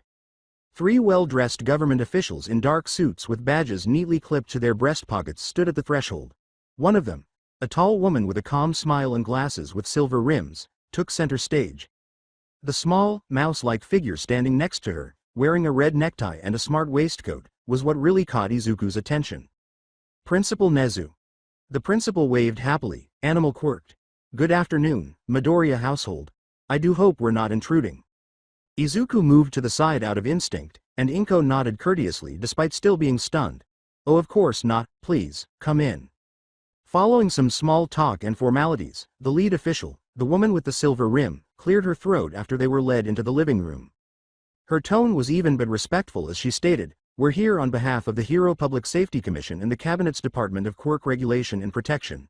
First and foremost, Midoriya Izuku, we'd like to personally extend our gratitude for your service during the final war, and for your actions just days ago." Beside her, another official opened a folder and meticulously pulled out a polished gold plaque bearing the Hero Commission's emblem and a bravery message. "For unwavering courage in the face of calamity, and for the preservation of countless lives, the government of Japan thanks you." As they gave it to Izuku, his breath caught in his throat. He silently gazed at the plaque. His hands shook a little, not from nervousness but rather from the feelings that were accumulating in his chest. He whispered to himself, almost apologetically, "I didn't do it for fame or recognition, I didn't even think. People were hurting. That's all I saw." Nezu said softly, "That's what makes it all the more deserving. It's not about the medal, young Midoriya. It's about acknowledgement. You've carried burdens no one your age should have been asked to bear. This is our small way of honoring that." Then, in a more subdued, diplomatic voice, another official came forward. "We also understand you've not fully returned to active hero work. There are rumors, conflicting ones, about the state of your quirk. Let me be clear. We're not here to pressure you. But should you ever choose to return formally, you would have the full support of the departments involved. Hero license renewals, physical evaluations, provisional clearances. They can all be expedited." Izuku nodded slowly without responding. He had not yet made up his mind, not totally. Sitting next to him, Inko put a reassuring hand on his knee. "Thank you," she muttered. "This means a lot to us." Nezu nodded once more, his face displaying genuine sincerity. "Your son is a light in a very dark time, Mrs. Midoriya. We merely wish to keep that light nurtured, not used up." The officials then made a final bow and departed as quickly as they had arrived, leaving Izuku silently and thoughtfully holding the plaque in his lap. He turned to face his mom. "Did I do the right thing?" With her eyes already blurry, Inko grinned. "You didn't save them because you had to, Izuku. You saved them because that's who you are. That's always been right." Furthermore, for the first time in a long time, he thought she was real. Unaltered, the golden plaque caught the light from the overhead lights as it sat on the table. Izuku, sitting cross-legged on the couch with his arms on his knees, silently gazed at it. Since the guests had left, the air had changed. It was denser with thought rather than heavier. Nezu's words were still reverberating in his head. "We merely wish to keep that light nurtured, not used up." He had some space when his mother returned to the kitchen, humming softly as she made tea. She was the best person to know when Izuku needed some alone time and when he was struggling with a problem that he wasn't yet able to articulate. He eventually got up, walked over to the window, and peered out. Below, the city glistened. The same streets that, in those gloomy times, he used to patrol as a vigilante. It was the same city he had fought so hard to defend. However, it felt quieter tonight. The world was still scarred, so it wasn't exactly peaceful, but it was quieter. He took the gloves Mei Hatsume had recently given him out of the pocket of his hoodie. Compression gloves with reinforcement are intended to better channel OFA's energy, particularly during this more vulnerable stage of his recuperation. Inside them, he flexed his fingers. During the heist, his peculiarity had wavered. It was natural, untamed, and genuine. The electricity was still there. It had dimmed. Like a dying ember beneath ash, it was dormant. However, when it mattered, just enough of it had stirred. However, Black Whip, Float, and Danger Sense, the other quirks, were still elusive. Since the end of the war, he had not sensed their presence. It was almost as if they were still asleep, or maybe just waiting. Academy Grounds, UA's celebration of the rebirth of tomorrow. Warm and soft, the sun hung high in the sky, providing a unique and much-needed solace in a world still recovering. The once torn campus of UA had changed. The courtyard had been cleared and turned into an outdoor stage and gathering place, and colorful streamers danced above it as banners with the words, "Thank you, heroes," and "A New Dawn for Japan," fluttered in the wind. The celebration was streamed live throughout the nation and the world by dozens of media drones that were covertly hovering above. This was no typical holiday. The ceremony commemorated the many who had died and those who had risen to save what was left, and it marked the official end of the final war and the start of a new era. However, it went beyond that. He was the subject of a celebration. Midoriya Izuku. The young man who used to be normal. The boy who repeatedly put himself in danger at the expense of everything. The student who forged an even brighter path after inheriting the power of legends. Izuku's expression reflected the silent afterglow of war. It was no longer that of a bright-eyed student but rather of a young man who had witnessed too much and suffered too much. Dark circles lingered beneath eyes that had once gleamed with innocent hope, and faint scars traced his skin, a testament to battles fought and sacrifices made. He occasionally grinned, but it never quite made it to his eyes. Behind his eyes was a somber, faraway weight that only those who had carried the world could comprehend. Even the bandages, which were still softly placed over his cheek and temple, appeared to be more like symbols than actual wounds, serving as a reminder that peace came with a cost, and he had paid a hefty one. His hero outfit had been specially made for the event. It was elegant, respectable, but recognizable. The symbol on his chest now resembled a rising flame rather than a lightning bolt, and the green tones were deeper. He stood straight, though his scars were still slightly visible. Steady. Be calm.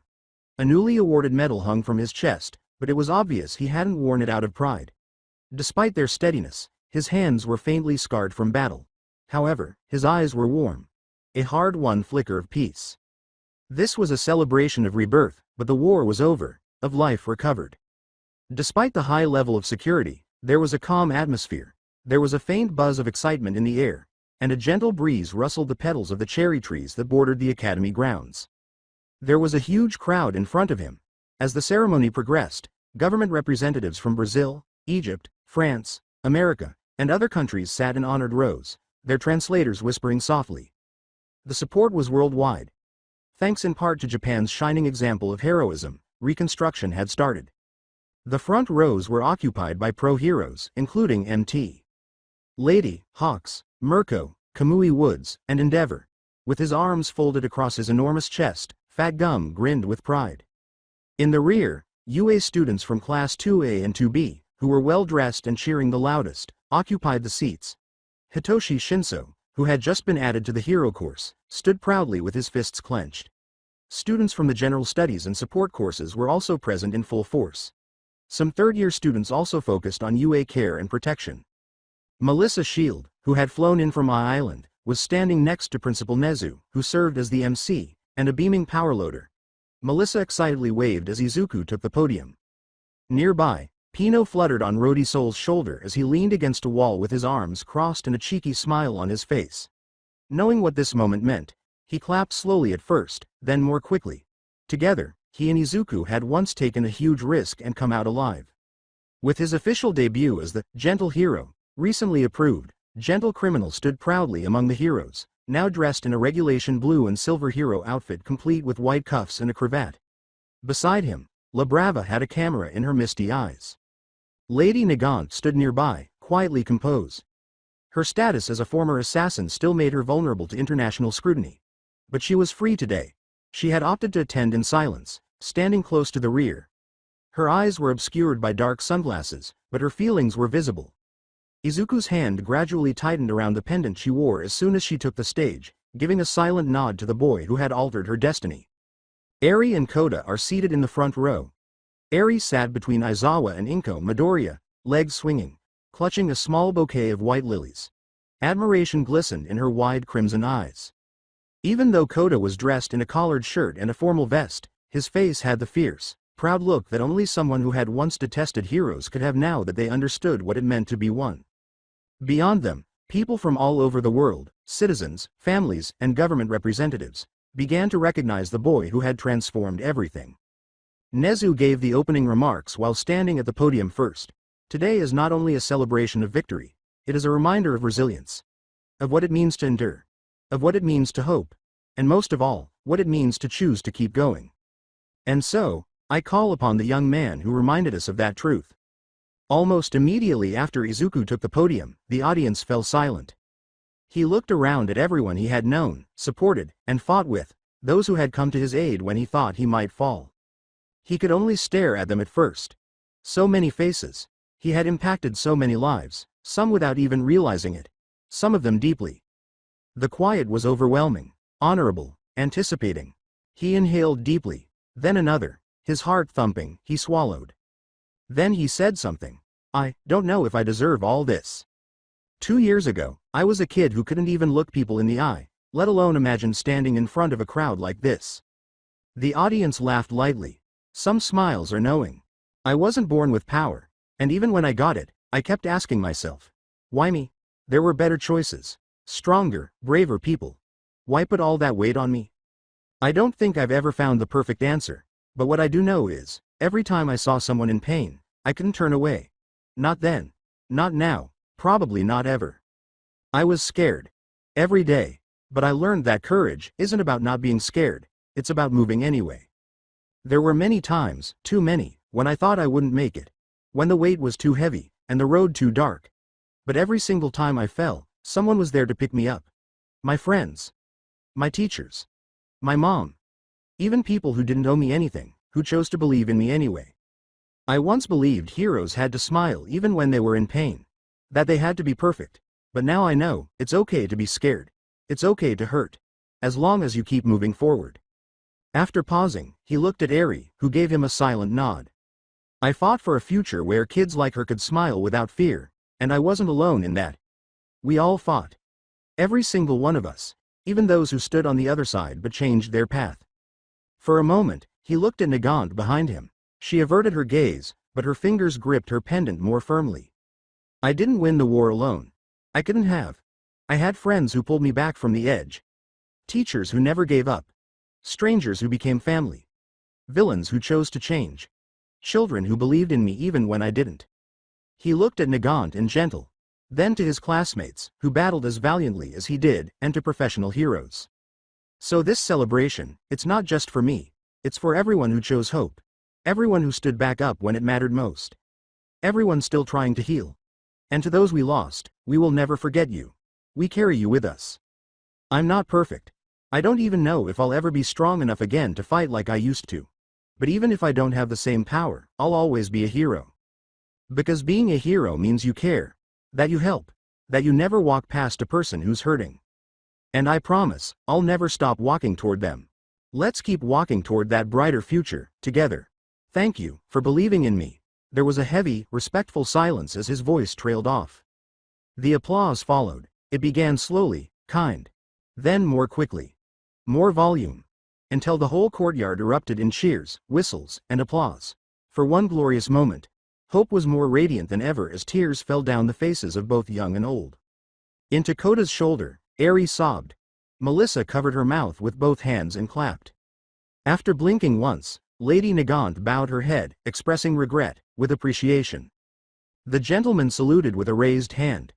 A slight wind gusted over the crowd above them all, carrying cherry petals, a sign of rebirth, across the sky. As Inko ran up to give him a hug, Izuku stepped back from the podium and blinked quickly. Next, the Deku squad gathered around him, including Iida, Uraraka, Todoroki, and Tsuyu. They were all giggling, crying, and incredibly proud. Soft music from concealed speakers had taken the place of the applause. Now, visitors moved through the courtyard in smaller groups, with some crying, some laughing, and some conversing. Like a storm that has passed, the tension of years has finally been released, allowing life to flourish once more. Izuku left the podium, his eyes a little glazed, as though his feet were still settling. And before he had time to gather himself, Big Brew. The sound of Koda's voice was like a bell. With Eri, bouquet in hand, he ran forward and practically threw himself into his arms. After catching her with a startled, "Oof," Izuku chuckled and gave her a gentle spin before putting her down. "You looked really cool," she said, beaming up at him with both earnestness and wide eyes. Izuku blinked. His throat constricted. "You mean it?" She held out the lilies and said, "Of course. These are for you." Mr. Aizawa said white lilies mean hope. Izuku took the bouquet with shaking fingers and knelt down to her level. "Then I'll keep them with me. Always." Next to arrive was Koda, who stuffed his hands into his vest pockets. He spoke in a hushed, grave tone. "You didn't cry this time." Izuku laughed quietly. "I almost did." Koda gave a nod. "Good. Heroes cry too. Just. Maybe not on stage in front of, like, a million people." Eri gave a little chuckle at that, and Inko, who had finally caught up, gave Koda a gentle slap on the shoulder. As she caressed her son's hair, she gave him a tender glance. Whispering, "You did beautifully," she said. He said, "Thanks, Mom," still in a daze and a little overwhelmed. For a while, they stood together as the sun threw golden hues over the restored grounds of UA, family, bloodbound and found. Izuku passed a group of cherry blossom trees that were still partially blooming a little while later. He had to breathe. He required silence. "Yo." Arms crossed, Rhodey leaned against the trunk. Pino gave a joyful squeak. "You looked like you were about to faint back there," Rhodey said. "Seriously, I thought I'd have to jump on stage and catch you." Izuku smiled wearily. "Thanks for not." Melissa stood close by, smiling and with her arms folded. She whispered, "You've come a long way since we last met. And yet, you're still that same guy who risked everything for someone he barely knew." Responding, "I was never alone," Izuku said. "You both. You helped shape who I am." Melissa's eyes filled with tears. "You remind me of my father, you know, but braver, kinder." Izuku cast a downward glance. "That means more than I can say." Rhodey gave him a back clap. "Hey, next time you're on death's door, give me a call first, yeah? I've got a spare airship now. Comes with missile turrets." "Seriously?" Melissa said, dead serious, while rolling her eyes. "Don't encourage him." Izuku found himself wandering once more as dusk descended, bringing with it soft amber light and long shadows. This time, he headed toward the back corner of the field, where few guests were present. There was a single figure, motionless and vigilant. When he came closer, she remained motionless. Kana. Lady Nagant turned slightly, her dark glasses making it impossible to read her face. She didn't back down, but she also didn't smile. Silently, "I didn't expect you to come," he said. "I almost didn't," she said. She spoke more softly than he had recalled. "Didn't think I had the right." With his hands in his pockets, Izuku took a step forward. "You do." A long silence. "Next," she remarked, "I watched you on the podium, every word you said. I felt it. Like a bullet between the ribs." Izuku took a swallow. "I meant it all." She glanced down at the pendant in her hand, which she held for memory rather than style, and said, "I know. You saw something in me when I couldn't. I still don't fully understand why." "You didn't need to. Just like I didn't need to understand All Might's faith in me at the start," he replied. "You changed paths. That's more than most could." She took off her glasses and gave him a full look. Her eyes glinted slightly, alive but exhausted.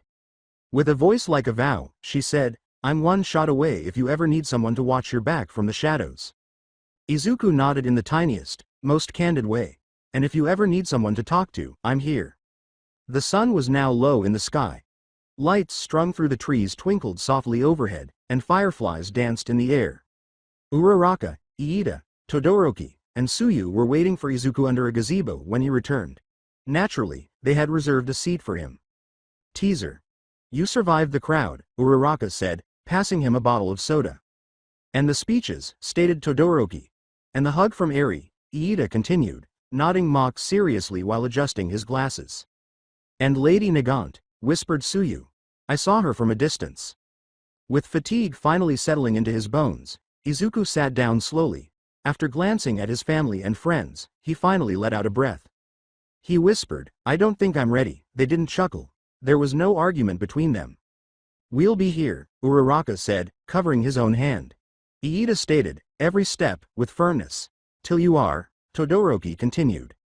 Tsuyu gave a single, soft blink, and even after that, UA was bathed in the warm tones of the waning sun in gold, creating lengthy shadows over the field where, just hours before, the celebration had been thriving.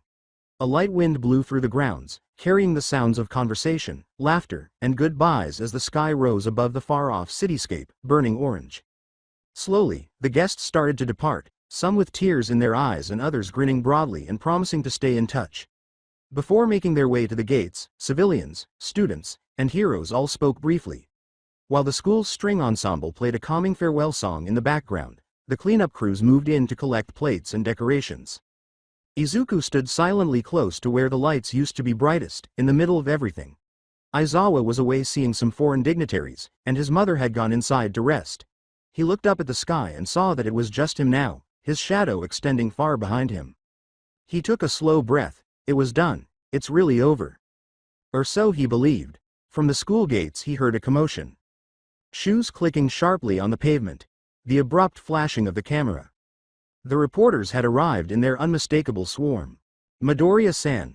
Just a few questions, please. The world's watching, Deku. How do you feel now that it's all behind you? He was pushed toward dozens of microphones. The lights wavered. While some reporters huddled closer in an attempt to be heard over the others, others were more polite and bowed slightly before speaking. Was this your official return to hero work? Or was it a one-time rescue? Can you clarify if One for All is still active? You displayed powerful abilities earlier. Does this mean your quirk wasn't lost after all? Deku, there are rumors that you're being considered for a government position or advisory post. Can you comment on that? The world sees you as the hero of peace's successor. Do you think you've lived up to that title? A reporter with a foreign press badge asked in a Japanese accent. Izuku blinked, momentarily overwhelmed. In his vision, the flashes resembled tiny explosions. He didn't retreat, though. He straightened up. His face was composed, measured. His eyes still had that familiar fire in them, though it was steady now rather than as intense as it had been. He said, I'm still recovering, in a quiet voice that was loud enough to silence everyone. I'm not back, not fully. But I don't think I ever really stopped being a hero. He looked up, remembering all the people he had fought for. The friends by his side, the teachers who had faith in him, the kids who admired him, the villains he had once rescued. As for One for All, what remains of it is complicated, but I believe in what it stood for. What it still stands for. It was never just about power. The reporters fell silent, writing down everything he said with intense concentration. Adding, I didn't do everything alone. There are so many who helped carry the weight. My friends, my mentors, the pro-heroes, the people who never gave up. He smiled slightly, sincere, worn out, but proud. With eyes glimmering in the last of the light, he chuckled softly and said, if you want a headline, just write that I'm grateful, and I'm still standing. Once more, the cameras clicked. Not just out of duty this time, but in wonder.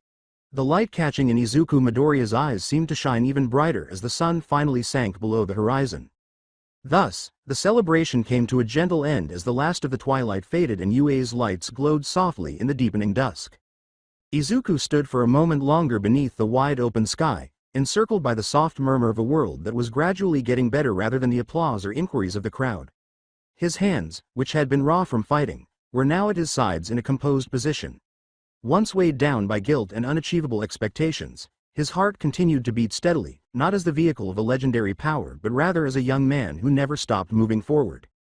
His journey started at the school, so he turned back toward it. From the path he heard a familiar voice calling to him. It was Aizawa, acknowledging with a silent nod. Iida and Uraraka waited right behind him. Tsuyu gestured. Todoroki gave a partial smile. There was nothing for them to say. All of them remained standing. Similar to him, Izuku exhaled a breath he was unaware he had been holding, then approached them with a gentle smile. The war was over, however, the future was only getting started. And as Izuku Midoriya, not as the hero of peace reincarnated or as the ninth user of One for All, he would meet it with every step. The young man who never gave up. The school was enveloped in a warm gold that touched every stone and leaf with promise as the sun rose softly over UA's domed walls. It was finally springtime. The school year had started anew. The UA advancement ceremony, a custom that signaled a start and a finish. There was a flurry of emotion and excitement among the students on campus. Voices, some joyful, some tearful, some nervous, buzzed through the air. Those who had survived the last war, who had witnessed the worst of the world, and who had made the decision to continue, were at the center of it all. Officially, Class 1A was now Class 2A. The students of 2A assembled at the front of the Great Hall, their uniforms immaculate, their postures straight. Their classmates from Class 2B and other departments were standing next to them. While some faces conveyed a subtle solemnity, others were unable to conceal their happiness at surviving another year. Izuku stood with his classmates, his green eyes clearer than they had been in months, his hair a little more tidier than usual, and his eyes serene. The faint outlines of his bandages were still hidden under the sleeves of his blazer, but he wore it with quiet pride. Uraraka sighed and rearranged her tie next to him. Iida went over the class formation again. Though he was looking straight ahead, Todoroki had a small smile on his lips. Tsuyu slowly blinked as she looked around the hallway.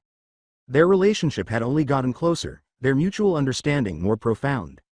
They were not first years today. The graduating third-year students were standing proudly in the senior row ahead of them. The three bigs. Mirio Tagata, with his trademark thumbs up and perpetually sunny smile. With her hair braided with flowers, Nejire Hado looked as happy as ever.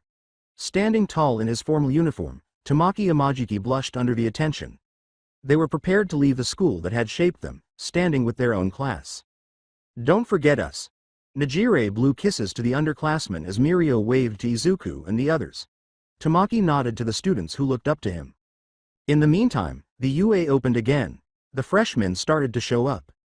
New people. Eyes that shine.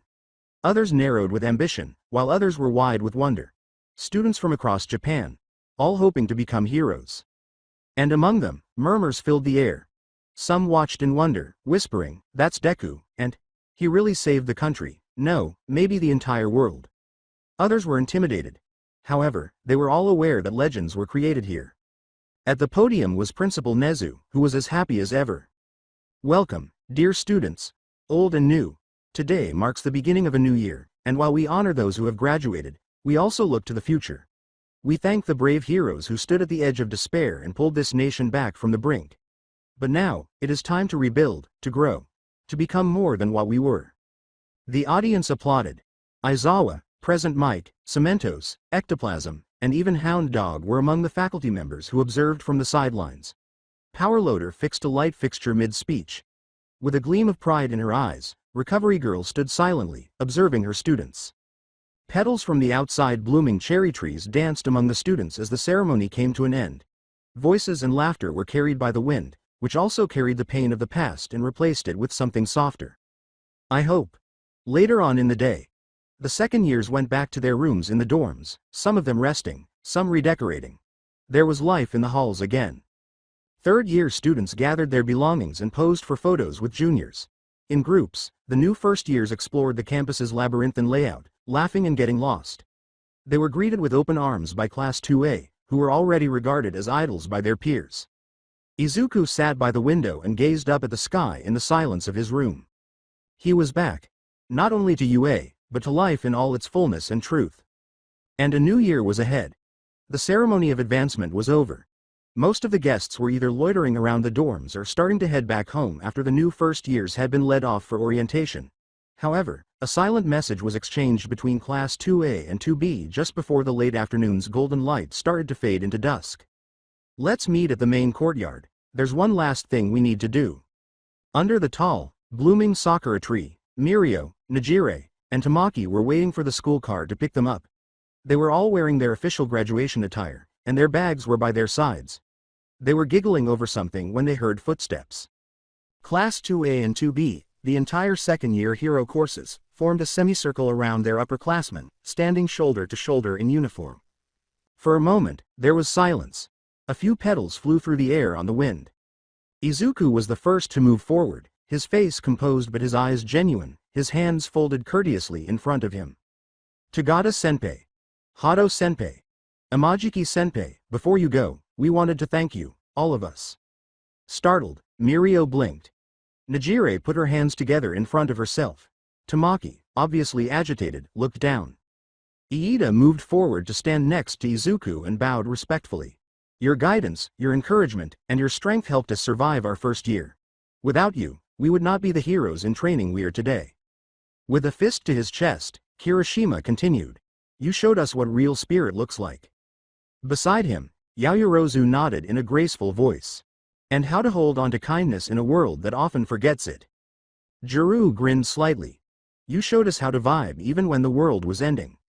It made Najire laugh. Despite crossing his arms, Monoma gave a quiet smile. Even we can admit, the bar you set was high. Kendo gave him a playful elbow before saying more earnestly. You reminded us what UA is supposed to stand for. The voices of Shoji, Ojiro, Shiro, Tsuyu, Tokiyami, and others came next, each delivering brief but direct messages. There was a lot of nodding, some tears, and laughter. Uraraka then turned to face Mirio and uttered, You've been a light in our darkest times. Especially you, Tagata-senpai. You never stopped smiling, even when things were at their worst. That helped more than you know. Mirio blinked quickly, obviously trying to contain her emotions. He glanced at each of them, these once new children who had grown into strong, independent heroes. He glanced at Najire and Tamaki, who were already staring with wide eyes. Tamaki, quietly. You're all gonna be amazing, I mean it. The voice of Najire broke. We were so lucky to be your upperclassmen. With that characteristic warmth radiating from his face, Mirio took a step forward. His fist went up in the air. Class 2A, Class 2B, keep pushing forward, never forget. A hero's smile is their greatest weapon. Izuku bowed once more deeply this time, and the second-year group all echoed. A long bow of heartfelt respect. After a brief moment of apparent overwhelm, the big three rushed forward to give the closest pupils a big, tumultuous, and tearful group hug. There was a chuckle. Not even Tamaki resisted. Titles and years were irrelevant for a few minutes. It was just them, the juniors and seniors who had grown to be family in peace and allies in war. Later, the big three were seen waving from the backseat as the car eventually pulled away. Izuku stood next to Todoroki and Momo, watching with a slight smile. Silently, mainly to himself, he murmured, We'll carry it from here. Stronger, wiser, and more prepared for the future, the second-year students turned back toward the school as the final cherry blossoms blew in the wind. For quite some time, the sun had sunk below the horizon, causing the UA campus in a serene shade of gold and deep indigo. The constant bustle of life subsided into laughter, footsteps, and the clink of dishes being passed around as lights softly glowed from the dorm windows. The common area of the Class 2A dorm was filled with the cozy chaos of celebration. The coffee table was covered in snacks. Half of a movie was shown on the screen. Others just lounged and chatted, while someone in the corner had begun a game of cards. Uraraka smiled as she leaned against the couch and held a pillow. I still can't believe we're second years now, she said. It feels like we were just fighting villains in USJ and cramming for finals yesterday. The slight upturn of Ida's lips revealed his fondness, but he adjusted his glasses with mock seriousness. Well, technically it was last year, he said. But yes, it has been a long road. We've earned this. I just hope the new kids aren't scared of us, Tsuyu muttered as she drank her juice. She points to Bakugo and says, some of us are kind of intense. Bakugo snarled, hey, I'm not that intense, from his window seat. You literally yelled at a vending machine last week, Shiro said, chuckling. Kaminari bit into a rice cracker and remarked, yeah, and you nearly blew it up because it ate your coins. They joked around, but each smile was accompanied by an awareness of how much they had matured, both in terms of strength and character. A year ago, the room lacked the warmth that was now present. They treasured it more now, after everything, not because they didn't have it before. Izuku Midoriya stepped out onto the balcony in a more sedate area of the dorms, feeling the cool breeze caress his skin. He exhaled slowly as he looked up at the city's stars. He was grounded by his friends' voices behind him, but tonight he just needed a moment to catch his breath. The door behind him slid open at that moment. Mind if I join you? Momo Yaoyorozu said softly. He turned and grinned softly. Not at all. With her hair fluttering slightly and her arms folded against the cool breeze, she stepped next to him. After months of struggles and hardships, they had learned to appreciate the ease of silence between them. She mumbled, everything feels a bit surreal, it's like, we've been climbing a mountain this whole time. And now, for once, the sky feels clear. Izuku nodded, the faint glow of the stars reflected in his eyes. I keep wondering if I've done enough. If I've earned this peace. You have, she asserted resolutely. We all saw it. You carried so much for us, for everyone. He looked at her, so did you. For a brief moment, a silent understanding, possibly even a glimpse of something more profound, passed between them as their eyes locked, but neither of them said it out loud. Not this evening. It was a peace night. The festivities resumed inside, but when the doors creaked open, the enthusiasm took a different turn. Whoa! There they are, under the direction of Aizawa and a few third years who lingered a bit longer to mentor them. The new first years began to arrive. As anxious eyes scanned the room, they were greeted by smiles and waves. "Hey! You're just in time!" exclaimed Hagakure with a joyful wave of both hands. Shoji added, "Welcome to the Class 2A dorms," in his typically composed manner. A bright-eyed first year pointed in Midoriya's direction. "Is that, Deku?" Izuku's eyes widened as he turned. Yeah, that's me. Welcome to UA." The second years welcomed the students one by one as they came in, full of curiosity and admiration. They introduced themselves, led them to snacks, answered their questions, and helped them get settled. It was the passing of a torch, one of direction rather than burden. The second-year students did not consider themselves legends or veterans. These new faces, however, were role models and heroes in training. And that evening, amid the warmth of stories and laughter, UA, because its heart was in its people, not its walls, high glowed brighter than any fire. Thus, laughter echoed from the corridors of UA beneath the serene cover of night. High, a location that was once a stronghold in times of gloom, but is now reviving with optimism and youthful promise. The wounds from the war were still there, etched in spirit and memory, but they stopped bleeding. They turned into symbols of resilience, development, and what it meant to get back up again, together, not alone. Standing with his friends, classmates, the next generation, and the mentors who had supported them all was Izuku Midoriya. His heart felt light for the first time in a long time. Not because it was an easy road ahead, but because he at last recalled the reason he decided to walk it. Not to serve as a representation, not to be the world's bearer, but one hand at a time, to save it. The next chapter awaited writing as the dorm lights went down and the stars silently observed the sky above. And it was already being lived by the heroes of tomorrow. Japan gradually woke up from its slumber as the first rays of morning stretched languidly across the sleeping city, illuminating the horizon with long golden beams. The skies were tinged with the gentle oranges and pinks of a serene dawn, and the streets were silent. In the trees, birds chirped hesitantly, as though to see if the world was prepared to start over. The dorms at UA were largely silent, with the lights off and the curtains drawn, the students still dreaming. Aside from one, Izuku Midoriya was already out. Wearing sweatpants and a light workout shirt, he stood by himself under the pale sky. His eyes were alert and focused, but his hair was tangled with sleep. As he completed another round of stretches, warm breaths escaped his mouth in soft puffs, vanishing in the morning air. There was silence in the courtyard. He was unfazed by the cold of dawn that still held on to the ground. Izuku took a deep breath and started to jog. His steady, measured steps were fueled only by his own heartbeat and not by stress or a sense of urgency. As he circled the well-known grounds, the dormitory behind him glowed gold, and the gravel crunched softly underfoot. A few minutes later, he slowed down and came to a stop on a little hill close to the training field. He had a view of the far-off city skyline and the full spread of the rising sun just above it. He stood for a long time with his hands on his hips and his shirt being gently pulled by the wind. His chest tightened, but not because of the exercise. It was the recollection. The conflict. The cries. The buildings are falling apart. His bones were burning from the weight of one for all. The companions who fought with him. Those who had shed tears, bleed, fallen. In addition, the sound of laughter reverberated throughout the common area. The minor triumphs. The embraces. The festivities. His mom's food. Ida's impatient speeches. The steady smile of Uraraka. Todoroki's tacit approval. The way Suyu consistently spoke up when others were too scared to. He recalled everything. Izuku glanced down at his hands, which were now steady and rough. Just below the elbow, a faint scar ran down one forearm. Permanent, but faint. A reminder of endurance as well as pain. The wind changed. As the first glimmer of light touched the windows, he turned back toward the dorms. His classmates, or rather, his fellow second-year students, were still sleeping somewhere inside. Recuperating. Expanding. Similar to him.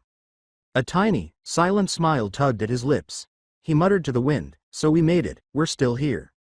He then turned around and started to walk back, ready to clean up and get ready for the first day of their second year, after taking one final look toward the sunrise and the coming day. He had no idea what would happen next. He would be prepared, though. Izuku stepped back into the dorms. a towel draped over his shoulder to wipe a thin sheen of sweat from his forehead as the door clicked softly. In contrast to the cool morning breeze he had left behind, the warmth of the interior welcomed him. The quiet bustle of life was gradually making a comeback in Heights Alliance's corridors. The amber light streaming through the tall windows cast a dim glow over the common area. Someone was already awake when a kettle whistled softly from the kitchen. A recognizable voice said, "Morning, Midoriya," from behind the kitchen counter. Iida was the one. His uniform shirt was already immaculately tucked into his iron slacks, and he was making a pot of coffee and cutting fresh bread on a plate as if he were serving a diplomatic breakfast. Izuku grinned and said, "You're up early," his voice still a bit hoarse from the jog. "I could say the same for you," Iida said, adjusting his glasses and laughing softly. "First day of second year. We must make a proper start." Izuku nodded and moved aside to wash his face at the sink. He heard the familiar sound of socks dragging on the floor and a yawning moan reverberating down the stairs as the cold water splashed over his skin. The distinct voice of Kaminari came from upstairs, followed by a sharp thud and a series of agitated growls. "Bakug, if you don't get in the shower first, I'm using all the hot water." Kaminari. Bakugo yelled back, "Try it, and I'll fry your stupid hairdo." Izuku gave himself a quiet laugh. There are some things that haven't really changed. Uraraka, still wearing her pajama pants and an oversized hoodie, wandered into the common room a moment later. She had her hair tied loosely and was using the back of her hand to rub one eye. She muttered, "Morning," and then stopped, blinking when she saw Izuku. "Oh, hey Deku, already back from jogging?" He gave a nod. "Yeah, just finished. You're up early too." She grinned drowsily. She smiled sheepishly and turned to face the kitchen, saying, "Couldn't sleep well. Got too excited, or nervous?" "I dunno. Smells like coffee, Iida." "Black," Iida said, shoving a cup in her direction, to help with nerves. More life started to come alive upstairs as they talked, with the sound of showers turning on, muffled voices coming through walls, and the occasional creak of a door. Shoji nodded courteously to everyone as he limped down in a tank top. Soon after, Juru trailed behind, earbuds in, but she waved to Izuku when she saw him. Todoroki came out quietly, still wiping his half-wet hair, and headed straight for the kitchen refrigerator. The soft murmur of the dorm soon became a cacophony of voices, footsteps, and laughter. Izuku stood near the stairs for a moment, towel still in hand, and watched it all unfold. His friends, his family. He had taken these people to hell and back. They were together, alive, and welcoming a new school year after fighting, crying, and almost breaking. And for a brief moment, Izuku allowed himself to believe something he hadn't in a long time. That perhaps things were actually improving. Kaminari whispered, "Time to shower before Mineta wakes up and tries to hog the mirror," as she hurried past him. Izuku shook his head and grinned. His heart a little lighter than it had been in days, he turned toward the staircase and walked up to get ready. After the soft rhythm of showers running and hairdryers humming, the clatter of shoes echoed against the dorm's stairwells. As Class 2A assembled at the Heights Alliance entrance one by one, all fully clothed in their recently ironed uniforms and sporting that unique blend of anxiety and excitement, there was a lot of laughter and conversation. The girls smoothed out their jackets and skirts, the boys rearranged their collar pins and ties. There was an odd energy in the air, not the energy of a battle or a villain, but the energy that comes with the beginning of something new. "It's our first day of second year, and we didn't even have to go through entrance exams this time," Kaminari remarked, straightening his blazer. Mina smiled. "We survived a whole war, Denki. I think we passed enough tests already." With a dismissive grunt, Bakugo crossed his arms and said, "Don't get soft just because we moved up a year." Kirishima said, "We won't," with his trademark toothy smile. "We'll keep getting stronger, like always." Izuku watched everyone from the sidelines while he adjusted the strap on his school bag. As he listened to their conversations, he felt a sensation of warmth in his chest due to the ease and optimism of their voices. Many of them had been fighting to survive the day a year ago. And here they were now. Complete. Restoring. I'm laughing. Today, even Aoyama had a genuine, unpainted smile on his face. Uraraka pondered out loud, "I wonder who our new homeroom teacher is gonna be." Aizawa-sensei said he'd be focusing more on overseeing all hero course classes, right? Siro said, "Maybe present Mike." "No way," mumbled Juru. "We'd be deaf by third period." "It might be Cementos," Iida said. "His wisdom and calm presence would be ideal for molding us into better heroes." "It better not be Snipe," Kaminari said quietly. I don't want to get assigned shooting range homework. Todoroki didn't say anything, but he gave Izuku a quick look. Even though his face was unreadable, Izuku could tell that he was interested. The group assembled and started walking across the campus. UA was bathed in morning sunlight, in golden light, illuminating the courtyard with long shadows. As they went by, students from different classes nodded and waved. As they passed their upperclassmen, first years in brand new uniforms were giddy with excitement and whispered to one another when they recognized faces they had seen on the news. Today had something unique about it. A change in the wind, a fresh start. Then the new classroom door, now marked 2A, appeared. After a moment's hesitation, they opened it. It's out of reverence, not fear. This was their new area. A fresh year. A new self, shaped by everything they had been through. Izuku grinned softly as he studied the plaque on the door. Let's go, he concluded. With a pleasing click, the door opened, and they entered a classroom that was both familiar and slightly different. The arrangement remained the same, but the atmosphere seemed fresh, as if everything had been cleaned. The teacher's desk at the front was deserted, then, footsteps. Good morning, Class 2A, a cool, collected voice entered. With a clipboard in hand and keen eyes looking around the classroom, their new homeroom teacher entered through the side door. It was Ryo Inui, also known as Hound Dog. The rigorous, straightforward guidance counselor who typically only dealt with emotional support and behavioral issues. Today, however, he stood before them not as a counselor but as a mentor, his beastly features subdued and his presence firm, all while wearing a clean uniform coat. The majority of the class blinked in shock. There were a few whispers in the air. I asked for it myself, and I'll be supervising your class as homeroom advisor starting today, he growled, though not as sharply as usual. The eyes grew wide. You've been through more than any students I've ever seen, he said. Wars. Loss. Growth. If you're going to become real heroes, you don't need just power. You need guidance and support. I'm not here to coddle you. But I'll make damn sure none of you fall behind. Not on my watch. After a brief pause, he said, you're not kids anymore, so I'll treat you like pros in training. And for some reason, that speech struck a deeper chord than any others. Izuku turned to face his classmates, who all appeared to straighten up out of respect rather than fear. Perhaps things would be different this year. Not any simpler. Better, though. The UA was bathed in golden light as the sun rose farther and higher over the horizon. Campus. Laughter and light conversation filled the air as the recently graduated second-year Hero Course students walked side by side in steady strides. Even though their route was well-known, everything seemed slightly different, sharper, clearer. They were in for a new chapter. There was a sense of quiet expectation in the air as they entered their new classroom. Although the desks were a little different in arrangement and the nameplate on the door had changed, the sense of unity persisted. Izuku stood with his shoulders squared and his eyes softly moving over his friends' faces. They have fought so many battles, but there are still many more to come. The hallway windows let in a warm breeze that teased the corners of their uniforms and rustled papers. It brought with it the promise of development, difficulty, and hope. The new year had started, and the future came along with it. As the days stretched into weeks, Izuku Midoriya noticed that he was becoming stronger, both physically and mentally. His muscles responded with less resistance, his breath became more steady, and his morning jogs grew longer. The fire of One for All was slowly but surely rekindling inside him, even though it was still only a flickering ember. Pain had taught him to be cautious, and now he trained with that knowledge in hand. Measured strain, controlled bursts, and sharp precision. Both the training fields and the classroom provided opportunities for learning. Late-night study sessions and laughter filled the dorm life. The war-worn and weathered second-year hero students now spoke with new confidence, stood a little taller, and moved a little lighter. They were mentors, leaders, and role models, not just survivors. Izuku continued to help even after his own recuperation. Some of the freshmen, overburdened by the demands of attending UA, frequently found themselves falling behind.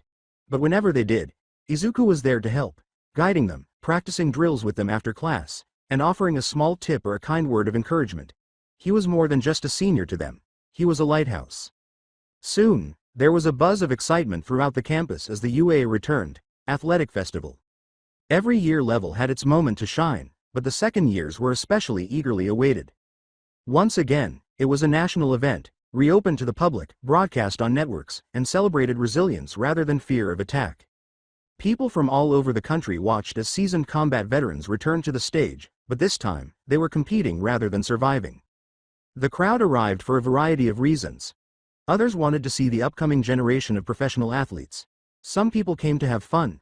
However, the majority came for one reason: to view Izuku Midoriya. The boy who had once been burdened by the war had returned to the arena, this time as a student rather than a soldier. To the applause of innumerable voices, some chanting his name, others just standing in silent wonder, he strode forward. He wasn't alone, though. Every member of the second-year hero course had returned, stronger, more polished, and eager to demonstrate their progress to the world. The competition was intense. From the redesigned cavalry battle, which required strategy and trust, to the obstacle gauntlet, which now features high-speed magnetic zones, to the grand tournament where participants' fates were determined by one-on-one battles, every event pushed their boundaries. However, the top six were evident after everything was said and done. Once marginalized students made a name for themselves in the public eye. There were fiercer battles, more sophisticated strategies, and more developed quirks. Abara Shiozaki, the quiet girl from Class 2B who wielded a vine, received 6th place. The thorny saint of Class 2B advanced farther than most anticipated. She defeated violent foes with serene faith and unwavering determination, and she protected her teammates with vines that resembled the gods. Even after losing in the quarterfinals, she maintained her usual humility. Her performance against both close quarters and ranged opponents was nothing short of divine grace wrapped in thorns, and her defense and crowd control had advanced to incredible heights. Fumikage Tokiyami, whose command of Dark Shadow now balanced ferocity and grace, took 5th place. The Gothic Knight of UA stood unfazed by the moonlight or the bright lights of the arena. He was no longer afraid of Dark Shadow, he was now its master. Tokiyami was a terrifying presence due to his impeccable coordination, command of the battlefield, and piercing fighting style. It was only after a tiring battle with Todoroki that the crowd stood up that he lost. Many were taken aback by 4th place, as Nato Monoma, who was also in Class 2B, had at last managed to strike a balance between strategy and mimicry. In presence as well as in combat, he had grown up. Even when he lacked the superior quirk, his intelligence and unpredictable nature kept his opponents off balance. Monoma's ascent had been gradual, but this year he shocked everyone. He outwitted even veterans in close battles by mimicking the appropriate quirks at the right moment with meticulous preparation, impeccable timing, and a wit that could compete with Eraserheads. His semi-final defeat at the hands of Bakugo was truly epic. Shoto Todoroki, who had returned with ice and flame sharper than before, forged now with intent rather than conflicted emotion, took 3rd place. Even though he had only lost to one opponent, his duel with Bakugo in the finals had generated awe and gasps, and it was a match that people would watch again for years to come. Todoroki gave the audience one of the most intense fights of the festival, his last fight against Bakugo, a rematch that had been planned for months, with fire and ice in balance. Even though he didn't win, he exuded poise, authority, and sophistication. His development was apparent in each accurate blow. Second, it was Katsuki Bakugo's property. By reading his opponents, adjusting, and blowing up any opportunity they had to outshine him, he had regained the top spot without using force. He gave a performance that was worthy of every headline in his thrilling final fight. Explosive, strategic, and relentless. With controlled rage, Bakugo dominated the tournament, demonstrating that he had evolved into a man who could be both strong and intelligent, dependable and lethal. In the last match, he gave Izuku the fight of the decade. However, it was insufficient. Grand announcements, dazzling entrances, or explosions were absent. Izuku just took a step forward. Even though it was still controlled, his quirk had recovered enough of its former splendor to reveal glimpses of the warrior he had been and the hero he was growing into. But his strength wasn't the only thing that got him through. Experience was what it was instinct.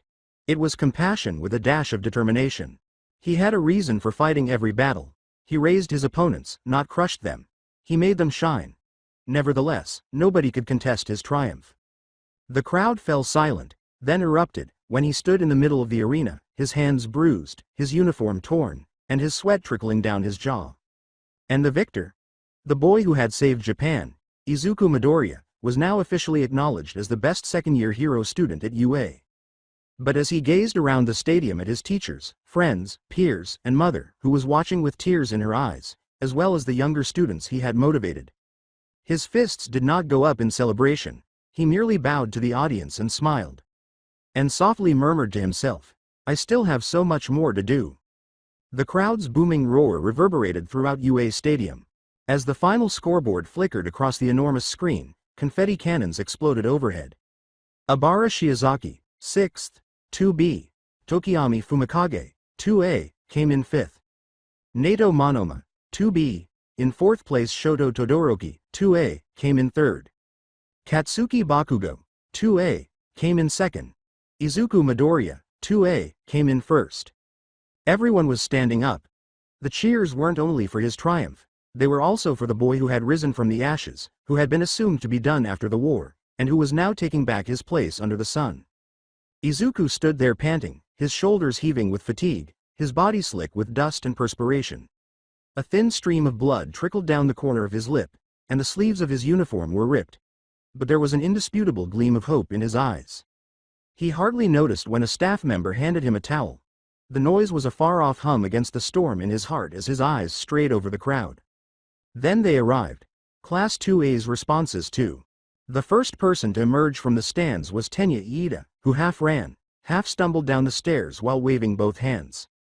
His glasses were crooked and foggy as he yelled, "Midoriya! That was astounding. Your movement control, your speed modulation, exemplary." With her fists clenched to her chest, Ochako Uraraka was crying. Whispering, "I knew it," she said. "I knew you'd shine again." Kirishima and Kaminari were already yelling with excitement and raising a banner that had obviously been drawn at the last minute.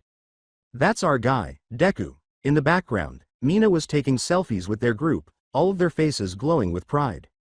Tsuyu slowly blinked at her wide eyes. "He's come a long way. Ribbit." Momo Yaoyorozu's hand was over her mouth as she stood motionless. Something warm and complicated was filling her heart. She said to herself in a whisper. "Midoriya-kun, you really did it." Class 2B's responses too. Still recuperating from his previous fight, Monoma gritted his teeth and gazed at the screen. Then a slanted smile appeared. "Of course he did. He's the symbol now, and symbols don't fall so easily." Kendo gave him a back pat. "Hey, don't be like that. You did amazing too."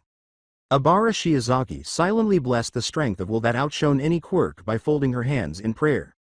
Observing the teacher's pro-heroes present, Mike screamed, "The green lightning returns, baby," and nearly broke his microphone. With a low laugh, Cementos said, "He's grown again. Truly, a student of UA." Despite being silent and stern, Endeavor crossed his arms and nodded his approval. "That kid, he doesn't stop." Standing far back behind the media cordon, All Might simply grinned, his eyes misty, his eyes soft and proud. "You've gone beyond me, haven't you, young Midoriya?" The freshman students, they had never seen that Izuku Midoriya before, the one who gave life to legends. Starry-eyed, a few of them whispered to one another. "That's Midoriya-senpai. He doesn't even look like he's trying that hard. I want to be just like him." Reporters flocked to the field like moths to flame as the festivities subsided and the winners were announced. With a microphone outstretched, one brave interviewer stepped forward. "Midoriya-san, is this your official return to hero work? Are we seeing the birth of the new symbol of peace?" Izuku lifted his head and used the towel to wipe his face. As he spoke, the stadium fell silent. He grinned, humbly, sincerely. "I don't know what tomorrow holds. I'm still healing, still learning. But if today gave anyone even a little hope, then I'll keep walking forward." Again, there was applause, from the instructors, from his peers, from both pro-heroes and civilians. In addition to victory, he had merited respect, recognition, and atonement. And a new fire had been lit in the hearts of many people that day. Deku, the one for all hero, Izuku Midoriya, was back. The UA was bathed in a soft glow as the sun had long since set below the horizon. Campus. However, there was no quiet in the dormitories of classes 2A and 2B. Gold and green strips and banners strung with hand-cut stars glittered through the dorm building's common area. Streamers were placed hurriedly but lovingly from the ceiling to the walls. Thanks to Sato, Kendo, and a fiercely competitive Kaminari who attempted to cook with startling, literal, results, the air was filled with the aroma of grilled yakitori, takoyaki, and pizza. As the second-year hero students celebrated the conclusion of the sports festival and their group accomplishments, laughter erupted from all directions. Amid the cheers, backslaps, and congrats from both classes, Izuku Midoriya stood in the middle of it all, his cheeks flushed with warmth and embarrassment. Kirishima yelled, "Midoriya," while holding a drink. "You went totally unbreakable out there, bro." "Yeah," Kaminari said, beaming broadly. "You made it look easy and scary." Abara put her hands together and nodded courteously. You showed great strength and compassion. It was a battle of spirit as much as power. Monoma couldn't resist interrupting, propped up on one of the dorm couches with his legs. Of course Class 2A's poster boy wins again. I suppose the judges are simply charmed by your whole humble dork persona, Midoriya. Kendo gave him a gentle head slap. She turned to her classmate and grinned proudly, adding, don't mind him. You were awesome, and Abara too. Shoto said, Midoriya, from next to the punch bowl. Calmly he walked up, his eyes steady and cool. I've been analyzing your movement. Your growth is clear. He hesitated, but I won't fall behind, not again. Izuku rubbed the back of his neck and smiled after blinking. Todoroki-kun, thanks, I'll be counting on you to push me forward. There was a loud scrape of a chair on the floor. With his arms folded, Bakugo rose from the couch where he had been frowning in silence for the previous 10 minutes. As he moved toward the center, his face darkened, and everyone turned to look at him, causing silence to ripple out. TCH. Don't get cocky, damn nerd.